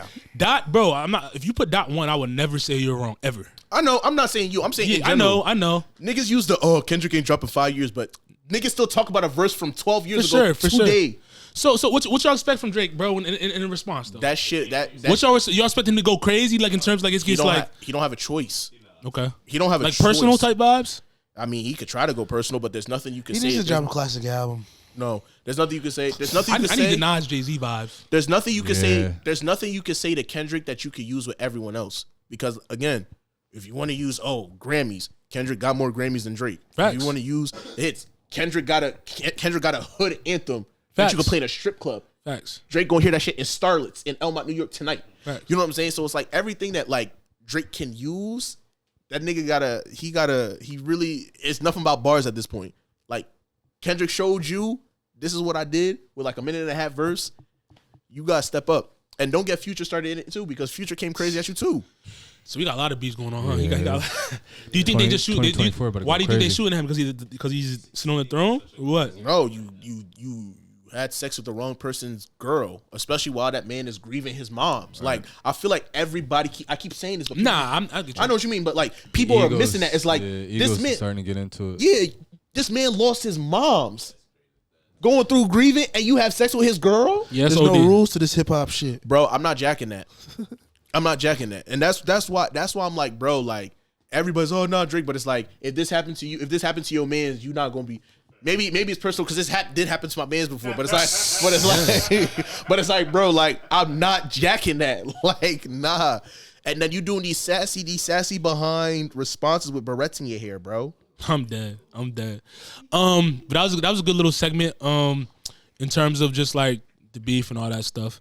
But let's jump into some Monday Rundown news before we close out the pod. Some stuff happened over this past week in the news. So we know that there was a bridge in Baltimore that collapsed. And this comes from Fort Washington. This is a news source down in the DMV. It says 8 men were working the overnight shift to fill potholes on Baltimore Francis Scott Key Bridge early Tuesday and had paused for a break when the powerful Dolly cargo ship slammed into the bridge, causing the collapse within seconds. 2 men were rescued on Tuesday. A day later, crews found bodies of 2 men, Alejandro Hernandez Fuentes, 35, and Dorlian Ronaldo Castillo Cabrera, 26. 4 men were still missing as of midday Thursday. They are presumed to be dead, and search efforts have been exhausted, officials said in a news conference Wednesday evening. Okay, so that's kind of like have transpired since this bridge happened. Like we always say, like rest in peace to all the lives that are lost and all that stuff. But I want to get your guys' thoughts surrounding just how people are reacting to the tragedy that happened. So let me get your thoughts on one, just the bridge collapse, and y'all seen the video. One is crazy because I've gone through that bridge multiple times. Right. Like to get to DC, whether it's like southeast or to get to Julian's and Alexandria. I've used that bridge multiple times. So the fact that actually he got his geolocation. I know. My bad. I know you wanted to be quiet. I know you want to be quiet. But yeah, just the fact that you know, that could have been like any one of us. Right. You know what I'm saying? It's kind of like a shocker in itself because, damn, like if you on that bridge, and I don't know if was there somebody actually like driving, because I seen the video of like there are cars going like up and down. I think they said no cars were on there. Yeah, so it was by just faith like, of God. That's crazy. Yeah, because what happened. That's because what specifically happened, what they were saying was that like the boat lost power twice. Yeah. So when they were losing power, they were saying that they lost power. They called a mayday, so they were able to clear off the bridge and not allow anyone on there except repair people. So it was definitely like, obviously people were lost lives, or still people that they're still looking for. You know, hopefully everything does work out the way that it's supposed to. But it's just like they lost power twice. How do y'all feel about? Because I've seen some people like in the news, even reporters were asking, "Oh, so what does this mean for like the economy? Trying to get to how fast the bridge get up, like right when that stuff happened, as opposed to like being more care about like the people that lost their lives, the tragedy that happened." I mean, how's that fucking up the economy? I mean, for the most part, there were 6 people that died, and rest in peace to them. I think that most of those people are doing their job because they have to, not in the sense of they want to say shit like that. I feel like a lot of people that do that shit, in my opinion, I'm not saying it's right. What I am seeing is that in this particular situation, I'll say it like this: is like when you look at like tragedies like mass shootings, right. We're used to seeing and hearing 22 people injured, 13 people died, 6 in critical condition. Like we're used to hearing mass casualties. So for me, I'm looking at it from a standpoint of when you see something like this, when you hear that, okay, they cleared the bridge out, people are probably going to assume there's minimal casualties, so it's okay to tweet that. Not saying that it is. I'm saying the assumption would probably be that, because I'm not saying that this is true. When you're used to hearing 30 people are in critical condition to 6, compared to that, that's a rough day in the park. You know what I'm saying? So it's like, I think that when that happened, I understand why people were upset. I just think that because we are so desensitized to people dying, hearing 6 people died is like a regular day in the Baltimore area or the DMV, you know what I mean? So I hear you on that for sure. What do y'all think about the conspiracy surrounding like Ryan Garcia, him saying that stuff on Twitter? Because he did go on a rant like a week or two ago saying something bad's gonna happen. In Baltimore, he deleted his tweets and all that stuff, and people were talking about, yo, he called this. And I don't know if y'all been on socials, but he's been saying like a lot of bad stuff's about to start happening based on, because he's been trying to call out the Bohemian Grove and all that stuff. We talked about this in the past episode, but what do y'all think about like tragedies happening like this and people trying to attach conspiracies to them so soon? Like, what are your thoughts surrounding that? I'm tired of that nigga, bro. Why are you tired? He called it, bro. I don't want to have no conversation about Ryan Garcia. I'm just asking. I know. I'm just. But he called it. It's just we have this conversation. We have this conversation about Ryan Garcia all the time, and it's just like, I get it, but I'm just like, he's trying to sell a fight, bro. Mm-hmm. Like it's just very coincidental. That's all I'm gonna say. It's very. You think it's coincidental that he called up the date and time? It's like, what the Yeah. fuck? Oh, he called the date and the time? Not the time, but like the day. He said this day, this is gonna happen. Nah, I don't. Honestly, truly, I think. Yeah, bro. That's Nah, weird. I think That's it was. weird, bro. I think it was That's- copied. I think it was That's copied. I kinda think it was crazy. copied and pasted. What? I think it was copy and paste. What are you talking about? Because he did want a string of tweets that saying, oh, this is going to happen this day, this is going to happen this day, like, watch. And then, I don't know if that specific thing was said, but he said a lot of stuff, so it's like, Right. I don't know, I'm saying whether it's true or not. Say it is true. Like, how if it's soon... from his account, it's true. You said what? If it came from his account, it's true. But I'm saying, like, when it comes to the conspiracy, how soon is it to attach a conspiracy to a tragedy? That's not a conspiracy at that point if he called it out and He it happened. didn't call it out, bro. My assumption is that somebody screenshotted that shit. They okay. probably photoshopped that shit and put it out there. Put the date, like, change the Yeah. date. and stuff like that. Okay. Because I'm But just, how, I mean, But I'm saying, like, in terms of like the string of tweets that he had, there was a That's bunch what of, I'm saying. He said Like, a how do bunch of you- stuff. There was a whole day where I was watching the live tweets. He was going on Spaces tweets of people. He was literally deleting they were deleting his stuff, bro. Oh, so you seen that shit live? Huh? So you seen the tweets live? Bro, yeah, because there was a whole day like around the like, what's going on, Ryan Garcia? So I was turning I into the remember that, pod, yeah, bro. I So I'm like, remember he was going on Space. He's like, yo, he said, just watch. He kept saying nothing, just watch. Y'all gonna call me crazy. I So did kind of see a little bit of that. I think it's just a product of being coincidental. Like it's just you're like I said. I think he's been trying to sell a fight. Mhm. This fight is not selling. It's not being talked about the way him and Tank have been talking about. So you being able to do that, like you went on a space with Andrew Tate, like you did all this shit that's like showing me that like the person that you are and the golden child that you are doing that shows me what you're trying to do. So it's like for me, I'm not buying too much stock into that just because it's like it's easy to have the conspiracy theory about shit happening, especially in a year like 2024. Right. So it's just like I hear what people be saying, but it's like I'm not jacking out. Everybody been saying 2024 the year of reckoning. Because like even if you look at the old Ye interview when he's on Drink Champs, he had the 2024 on his cap. Yeah, it's an election. Cat Williams, all that stuff. So we're gonna see. We're gonna see what happens. That's interesting. Yeah, it's definitely interesting. Yes, but like I said, RIP to all the lives that were lost on that. A lot of like you don't ever want to see something because that's crazy. Because like even us traveling to like Philly or to New York, we cross bridges on the regular time, bro. Yeah. You said what? Oh, the racism against the mayor. Oh yeah. They were talking to him kind of crazy. Yeah, they gotta stop talking to my DEI like that. Yeah, bro. They was talking to my DEI crazy. The next thing, as we got the women's college basketball on the screen right now, Ice Cube, he made an offer to Caitlin Clark $5 million to play in the Big Three. I think it was like 10 to 15 games, something like that. Games, yeah. And then on top of that, there's a lot of WNBA players and former college players kind of giving Ice Cube backlash for not offering them that type of bread or even giving them an offer. So, what are your thoughts surrounding like the Big Three? Ice Cube, one, offering Caitlin Clark, and then two, just what people are saying, like that are the other women athletes that are saying stuff like, "Why didn't you offer this? There's other good players," that type of thing. It's the same thing that you do in any other sport. If you have a star quarterback, you have a star athlete, or anything, you're throwing them the money. The money that you're throwing at them is not because of the fact of I'm not saying in this case not Caitlin Clark, but they're not because of the fact that they're not the most talented or they don't have some type of thing to showcase, but they draw attention to a sport. Right. I'm sure he's going to throw money at Angel Reese too. I'm sure he's going to throw money at Flo J too. Why would so it's like you're throwing money at that to bring attention to your league, especially when there's been reports about the NBA trying to, sabotage the Big Three. You know what I'm saying? Right. So it's like I hear what people are saying. It's like, oh, it's wrong.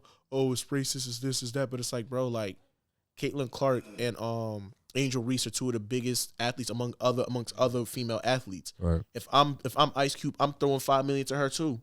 Why didn't she get the $5 million first? You said what? Why didn't Angel Reese get the $5 million first? Because right now in the sport, Caitlin Clark's the biggest name in women's basketball right now, bro. Right. In terms of just like sports and attention, media deals and all that stuff. Most points, and three-pointer. And I agree with Moose to the fact that he did that because he probably they're business people. They knew it was gonna get the reaction that he's getting right now. Keep the culture. You said what? Keep it culture. But it's not about that. It's what Moose is just saying. Like it's to bring more awareness to the league, bro. If you offer Angel Reese, it's gonna give you attention, but like the reaction in terms of the positive and the negative that's gonna bring attraction to the actual league. That's probably why they threw it at Caitlin Clark. It's like it's the example of like going back to like Rumble, for example. Like at the time, it was known as like a conservative every year. Like they threw money at ACT. They threw money at all these different people, Donald Trump, all these people, because they knew that like, we're trying to get people to draw attention to what we doing. Do I think that Caitlin Clark will get that $5 million? More than likely not, right? Why wouldn't she? No, I'm just in the grand scheme of things now, right? I'm not saying she's not worth the money. No, I'm saying why wouldn't she get it? I mean, $5 million just straight up from the league? Probably not. Well, I think that she'll probably get $5 million in terms of endorsements, other things. For sure. Yeah. But I don't think that they're gonna give her $5 million outright. I think they'll probably give her like a good chunk of change. Down. Yeah, nah, for sure. I got what you mean. But it's like some type of contract. Yeah, I think that she'll get a nice hunk of change. I just think that it's just you can keep it culture, but she's the biggest. In terms of college basketball, her, Angel Reese, Flo J, and I think probably a couple other people I missed off the top of my head. They the biggest women name in sports. Yeah, and I think like they even said that like you said, what's the name? Ice Cube's gonna try to start a women's like Big Three too. So it's like maybe trying to like propel that as well. But yeah, I think it's like also too like people really need to probably look at the numbers. It is kind of outrageous for people that are upset with Ice Cube because if you're comparing him about to give her $5 million for 10, 15 games. They're about to pay her $75,000 a year for something else. You probably tell her to go take the $5 million. I don't know why there's so much controversy, to be honest. Like the WNBA is about to pay her $75,000. Are y'all okay with that? Like talk about the other side too. Like it's weird. And she makes more money. And she makes more money in college. And that's the biggest conversation that we don't have. It's like we're having this big backlash because you don't want her to be in the WNBA. But it's like, why don't you tell the owners who own both the NBA and WNBA leagues to pay the women proper? Yeah, like she averages 31 points a game. Pay the girl. She averaged 32 points a game, 9 assists, and she had 6 triple doubles, bro. Like that's the golden girl, huh? For 75 bands, you gonna pay her over Angel Reese? I pay both of them the same amount. No, who you offering first? I'm probably giving Caitlyn just because she's just like a scorer, bro. Like, yeah. What about you? No, fuck the TV. It's just more so about. That's a good question. I put it this way: are more people you think gonna watch if Caitlin Clark plays in there or Angel Reese plays in there? The first woman to go into the big three. Oh, the first woman, Caitlin Clark for sure. Yeah. I think that Angel Reese will bring a lot more consumerism because obviously when you see African Americans, you see entertainment, you see endorsement deals, etc. I think I'll put it like this: I think that Caitlin Clark. I know I just said it, but I think that Caitlin Clark could get that $5 million from cash. But I think that Angel Reese will probably get more money off that just from endorsements. I won't disagree with that. I agree with that. I won't disagree with that at all. We got one more main topic, and then I want to touch on just the music, and we'll close out. I just want to get an update on like the Diddy stuff that's happened since we last talked. Like he got his love. He said, "Brother Love." Yeah. He got his house raided.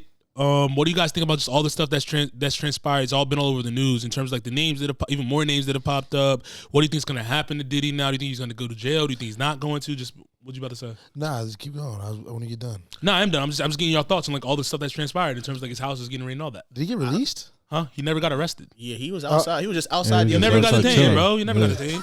He was just outside with never got detained, bro. That's it? Yeah, he was outside with Stevie J the other day. He was outside, bro. Just cooling. Just walking in. He's not getting beat then, huh? You said what? What? Why did not take? I mean, he can just bail himself out. Now. It's not even about the bail, but it's like they rated it based on like what people are saying he has in there. So like a lot of people are saying like they didn't even rate it because they want to get stuff on him. They're trying to hide stuff from people. Right. I'm curious. No, I get that, but like, I'm curious though as to like, I'm curious to see what it is we're missing. Like, right. I feel like it's too easy to say. I think it's too easy to be on some like, well, he has to be the fall guy. Like the fall guy conversation for this seems way too easy. What right? you mean? Because if he like, if he's a fall guy, he'd be arrested in my opinion. Yeah. Like to say he's the fall guy, it seems way too easy of an argument for me. Okay. To also say that like, his chickens are coming home to roost sounds really crazy. Like I get it. There's a lot of people that are connected to Diddy. Yeah. I'm just curious as to again, why now? Like I get it. Like Lil Rod and Cassie have given out the information, so they may have enough to say something. But again, all of the stuff that we've been seeing right now, again, it's in an election year. Yep. Woo. The greatest year, the most interesting years you'll ever see in your life growing up are election years. It does not matter. Natural disaster, and that's political storm. That does not matter, bro. It happens in election years. And that's what I said. Like in our pre-production call, I'm just like, bro, this has to be tied to something like bigger in terms of like just forget the names. Just like, all right, who in Washington is tied into this? Who like what's going on that's gonna maybe shape the election or whatever is going on? Maybe it's domestically, foreign, that type of thing. Like that's what I'm trying to think about. That like you said, even with the raid, like. All right, what are you trying to hide? That's what the raids are usually always about going in, getting the stuff we want to take out, leaving what's there, and then y'all go get, hey, look at that evidence over there. Yeah, because my thing is now, like, even looking at it, right? Looking at the Lil Rod conversation, like, what was it? He was trying to raise like how much, like 50 bands or something like that, or some money to sue Diddy. And I'm looking at it as like, bro, you work for Diddy. I don't know how long you have been, but you don't have 50 bands to sue him. Like, I'm just throwing this. This is my conspiracy brain throwing out real quick. It's like you don't have the money to sue him. Now all of a sudden, all this stuff's being added. You're throwing all this stuff out there. Now all of a sudden, we know when it comes to Diddy that he had problems with paying people in the past as well. So like, I don't know how their contract was or whatever the situation is, but there were times where this dude wasn't paying. I seen like a little screenshot. One of his former producers, one of the producers on the last project he had said he offered him $90K and like a night out with some girls in Miami. He's like, nah, I want my credits, bro. Like, that's what I mean. And then that might just be business though. At the end of the day. Yeah, I get it, but it's also like then again, it's like even going back to this, like if it's not because of the lawsuits, then who didn't you pay? Who did you think that you could win over? Because we can't sit here and say it's the De Leon people. We can't say it's the De Leon. Like it's too it feels like too easy. Like I feel like it's the De Leon or the alcohol court case that he won. You think it's too easy for that? Yeah, I'm saying it's too easy, and it feels as if like that would be doing too much. Already, you was paying him what $60 million to become that billionaire to achieve something. And how I look at it then is like, you pay him that, you cut ties with him. Obviously, that's gone already. So at that point, it's like, what else do you need to now sit here and take away his status? They probably just don't want to make a power move. But what is the power move? Whatever he was trying to get into next is what I'm saying. So he just, like you said, he just cashed out, did he not? Yeah. So now he can restart and create something, a whole other ecosystem. Without having anybody attached to it. Yeah. Literally. Maybe he didn't like that situation. Yeah, we never know when it comes to people be wicked when it comes to dollars. Shit, why they kill Michael Jackson? That's a whole pod for a whole different day. Yeah, we got to do that some other time. That's an interesting combo. But yeah, I just want to get y'all thoughts on that because like a lot of stuff, like I said, a lot of stuff's transpiring.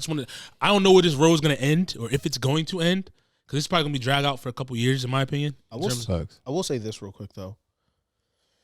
In terms of everything, right? Like we've discussed, I think that the biggest thing about this is like I think that as Black people and like everybody who consumes our culture and observes it, I think that we do need to redefine of what the culture is, because it's like we're looking at Diddy, we're saying Diddy's a mogul, we're saying Diddy's this type of person, but now we find out that you was mixing coke and ecstasy together and giving them out to people to do what they was doing. Young Johns, bro. Yeah, let's keep it a bean. Yeah, like right. Now it's like we're having this conversation. It's like, is the idea of the culture being able to say I'm a mogul at the expense of young women? When we look at entertainment, when we are is saying that I'm a city girl, I have this nigga paying my bills, cool, at the expense of saying that I'm a sex worker in the background. Like it's like the idea of what this culture represents and what we're trying to be perceived as. What is the opportunity cost of that? But it's not just young women though. I'm not just saying young women, but they were saying that he was with young women, sex workers, essentially. Like, I'm saying that from Young Miami's perspective, as Diddy was paying my rent, doing this. I'm a city girl, X, Y, and Z. He paying all this. But that goes back to my question at the beginning when we were debating who runs the culture. And no, everybody wants to say, nah, it's Black people. It's like, nah, bro, come on, let's be real now. Well, I mean, we're all Black men in here, bro. Okay, you're saying who created the culture, Black people, who runs the culture. Yeah, I get you. That's facts. But even in that, though, you're not wrong. In that particular niche of argument, what I'm trying to communicate is that the culture and when music and entertainment has always been reactive. When you look at it, right? I use the Ice Spice example to use that to say, okay, you think that I'm feeling you?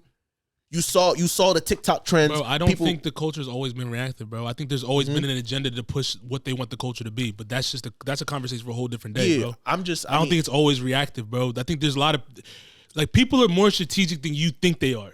Like everything's not reactive. Like there's certain things that they push that they want to push to have, like you said, when reaction comes from the masses, they see such and such doing in the limelight. So now that's the reaction to people. That's how we have to act. Like stuff's not. I don't think it's reactive from the top up. I think that the plan is from the top up, and then we react because like, oh, this is what it takes to be immobile. This is what we got to do. This is how the music industry. This is just the way it is. We got to act this way. That's what I'm saying. You're not wrong, but what I'm saying is what Chase was right about is when you talk and break down the culture, right? It's like you're not wrong in the sense of there's strategy to what you're saying because even with Ice Spice to an extent, like obviously she's structured in a way because of who she's tied to, right? Like, but what we're saying is that like. Even when you look at certain things, you're not right. So to add to your point, the idea of what female rap should be, right? You know what I'm saying? What drill rap should be, right? You know what I'm saying? Like there is an agenda. You build this up. You put life insurance on a nigga's head to do drill. Like there's a lot of policies and stuff in play. But what I am saying is that actually we'll talk about the reactivity later. But what I'm saying is that in regards to the culture, it's like. You're not wrong that there are people that are strategic behind it. Right. But again, I'm taking out the money from it to now sit here and say like, yo, like if I have a 12-year-old son and he say he wants to be a business owner, do I want to point and say you want to be like Diddy at the expense of saying I'm sex trafficking? Do I want to, and no offense to him, do I want to say I want him to be Hove at the expense of you having to sell dope? Go ahead. And the point is, what I'm saying is that this idea of what the culture should be in terms of what we value should change. I think it is changing though. I think it's changing a lot. I think there's a lot more people that you can point to and say I want to be like that aren't doing that, as opposed to back in the day when you only had limited access to the people that we just see they put in front of us. If that makes sense. Very true. Like you can go to the EY what's it called Earn Your Leisure and look at them guys. Not saying we don't know like what they do besides, but you could go to Earn Your Leisure and be like, yo, I want to be like them. They're doing the business. They're not even in the music industry. You want to be a mogul? You want to be a boss? Do that, like that type of thing. Or just go to anybody else. It doesn't even have to be them. There's a lot of different things we could point to that'd be like, oh, you can do this, and this, still be a boss. You don't have to go down that route. So, but I get what you're saying in terms of that. Yeah, it's just like I just think that because of now and how media and how business is being done now and how us as consumers have to live with things rising and how business owners and corporate and big law, big firms, all this stuff are maximizing their profits at the expense of our suffering. It's like when it comes to a culture, regardless, how should we view that? Should we be self-preservative at the expense of making other people suffer? Or should we provide ourselves community? Should we provide ourselves the ability for everybody to have an opportunity to do what they need to do? Because right now, that's not what it looks like. No, you're not wrong. You know what I'm saying? You're not wrong. But yeah, that's solid. We'll see how that goes. Obviously, it's going to be in the news every week when it comes down to stuff. But the last thing I want to touch up before we close out, the Beyonce album. Yeehaw, the cats! She did a good job. What the hell is that? She said, yeehaw, the cats. Oh, dead. So let me. She's dropped her. I don't know what number album is this. A lot. I don't know. It's a lot. But let me just get your thoughts on it. She dropped her first country project. It's a Beyonce album, not a country project. But I'm just saying, like that's what it's labeled as, a country album. She said it's a Beyonce album. There's so 20. Beyonce There's 27 records on there. Yeah. Dang. So what's it? We consider that a double disc? Nah. Nah. That was a good joint. Okay. For those of you listen, let's get your thoughts on what are like your favorite records on there? What do you think about the album as a whole? That type of thing. Shabuzi, shout out to Nigeria again. Nigeria just be on the fucking map. We everywhere, nigga. Shabuzi, he's been rising. I've been seeing him everywhere. He's fire. I seen him in a couple ads, that type of thing. The Miley record that we played, that was hard. Jolene, I fuck with that record. I guarantee you right now, I'm letting y'all know right now this is gonna happen. Some girl gonna get cheated on, or she gonna find some girl she don't like. She gonna play Jolene with a cowboy hat. I'm telling you, wait for it. It's happening. It's happening. But anyways, it was a great album. I would personally say there's nothing wrong with the album. I would say the sequencing, I could tell how she wanted to start the album versus how it ended up changing.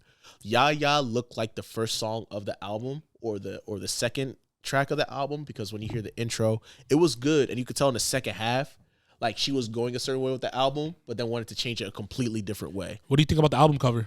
Her rocking the American flag. Do you think that's just appealing to like the country people, that type of thing? Okay, of course. Great album. Just based on like what she stands for, and like that. The reason I asked that is because that Beyonce's performance, she's very like pro-black in her stuff and the things. You gotta peep it. The white horse, the black woman. Yeah. But again, because this is the second album that she had like a horse or some shit. Yeah, right? I think. Yeah, so there is like some conspiracy that when it comes to Illuminati, that once she gets to the fourth horse, it's like an indication that she is part of it and whatnot. But also in a non conspiracy. I'm not necessarily non-conspiracy. I think that the point of it is also for her to show the idea of what black people are in music. Facts. Like, yeah, true. Like when you look back at what music was, like we started a majority of the shit that white people consume now. Rock, blues, country, etc. But what happens is that obviously, like you said, and I give you points for that, is like what we're being controlled to view, we're getting drawn away from that. Right. Now you look at the culture now, it's like, all right, cool, like we've been made country music, we've been made rock and roll, but it's like we get ostracized from the stuff that we made because of how they try to put people into the culture. So I think that for this, I think it was a great album. Cowboys, all that. The rumors are she's making a gospel album next, and if she she make a gospel, that's just crazy. Yeah, that'd be wild. Yo, because didn't Hov produce like a cowboy movie on Netflix? he did. Yeah. That shit was fire, bro. I haven't watched it yet. Oh, for real? The You rumors, talking about the book of that one? I know what you're talking about. Yeah. I'm not talking about that one. It's not Book of Clarence. What's the other one? I don't know. What movie. I don't know what talking Yeah, about. bro, I it's think it might like be the cow- Book of Clarence. But I think You talking about the one that had Idris Elba in it? It was like a nice, good little cast. No, I know what you're talking about. They were like, I know what you're talking about. I haven't watched it yet. But I think that I think that the rumors are that she is making a gospel. I think if she does make a gospel album, that's going to send the black community into a frenzy because she's gonna kill it. Just because of what you said with the Illuminati shit Mm-hmm. and how they view people like Beyonce, Jay-Z, Kanye, and That all whole that. entire atmosphere and the people that's in it. Yeah. Oh, if she does, I can't wait. Yeah. Kanye, Wait, Kanye about to ran up, bro. if she do, If she do make that gospel, I cannot wait. Yeah, it's gonna be a good joint. But the album, in my opinion, what do you rate it right now? First listen, definitely 8. I'm only listening to the 2 songs. 8. Yeah, good little 7.5, 8. Yeah, I won't disagree with that. It was a good project. I listened to it one time through. But yeah, I agree with that. But yo, that's all I got for this episode. You got anything else for me? Nah, man. Stay blessed, man. Wish me luck. Shit. God bless. God bless. One love. I got y'all. That's all I got for episode. I don't even know what episode it is. We like the 150s or something like that. But we on the road to 200. That's all I got for this episode of the Face of the Future podcast. It's your boy Mills. It's your boy Mr. Moose. Peace. Oh my God, is that the Faces of the Future?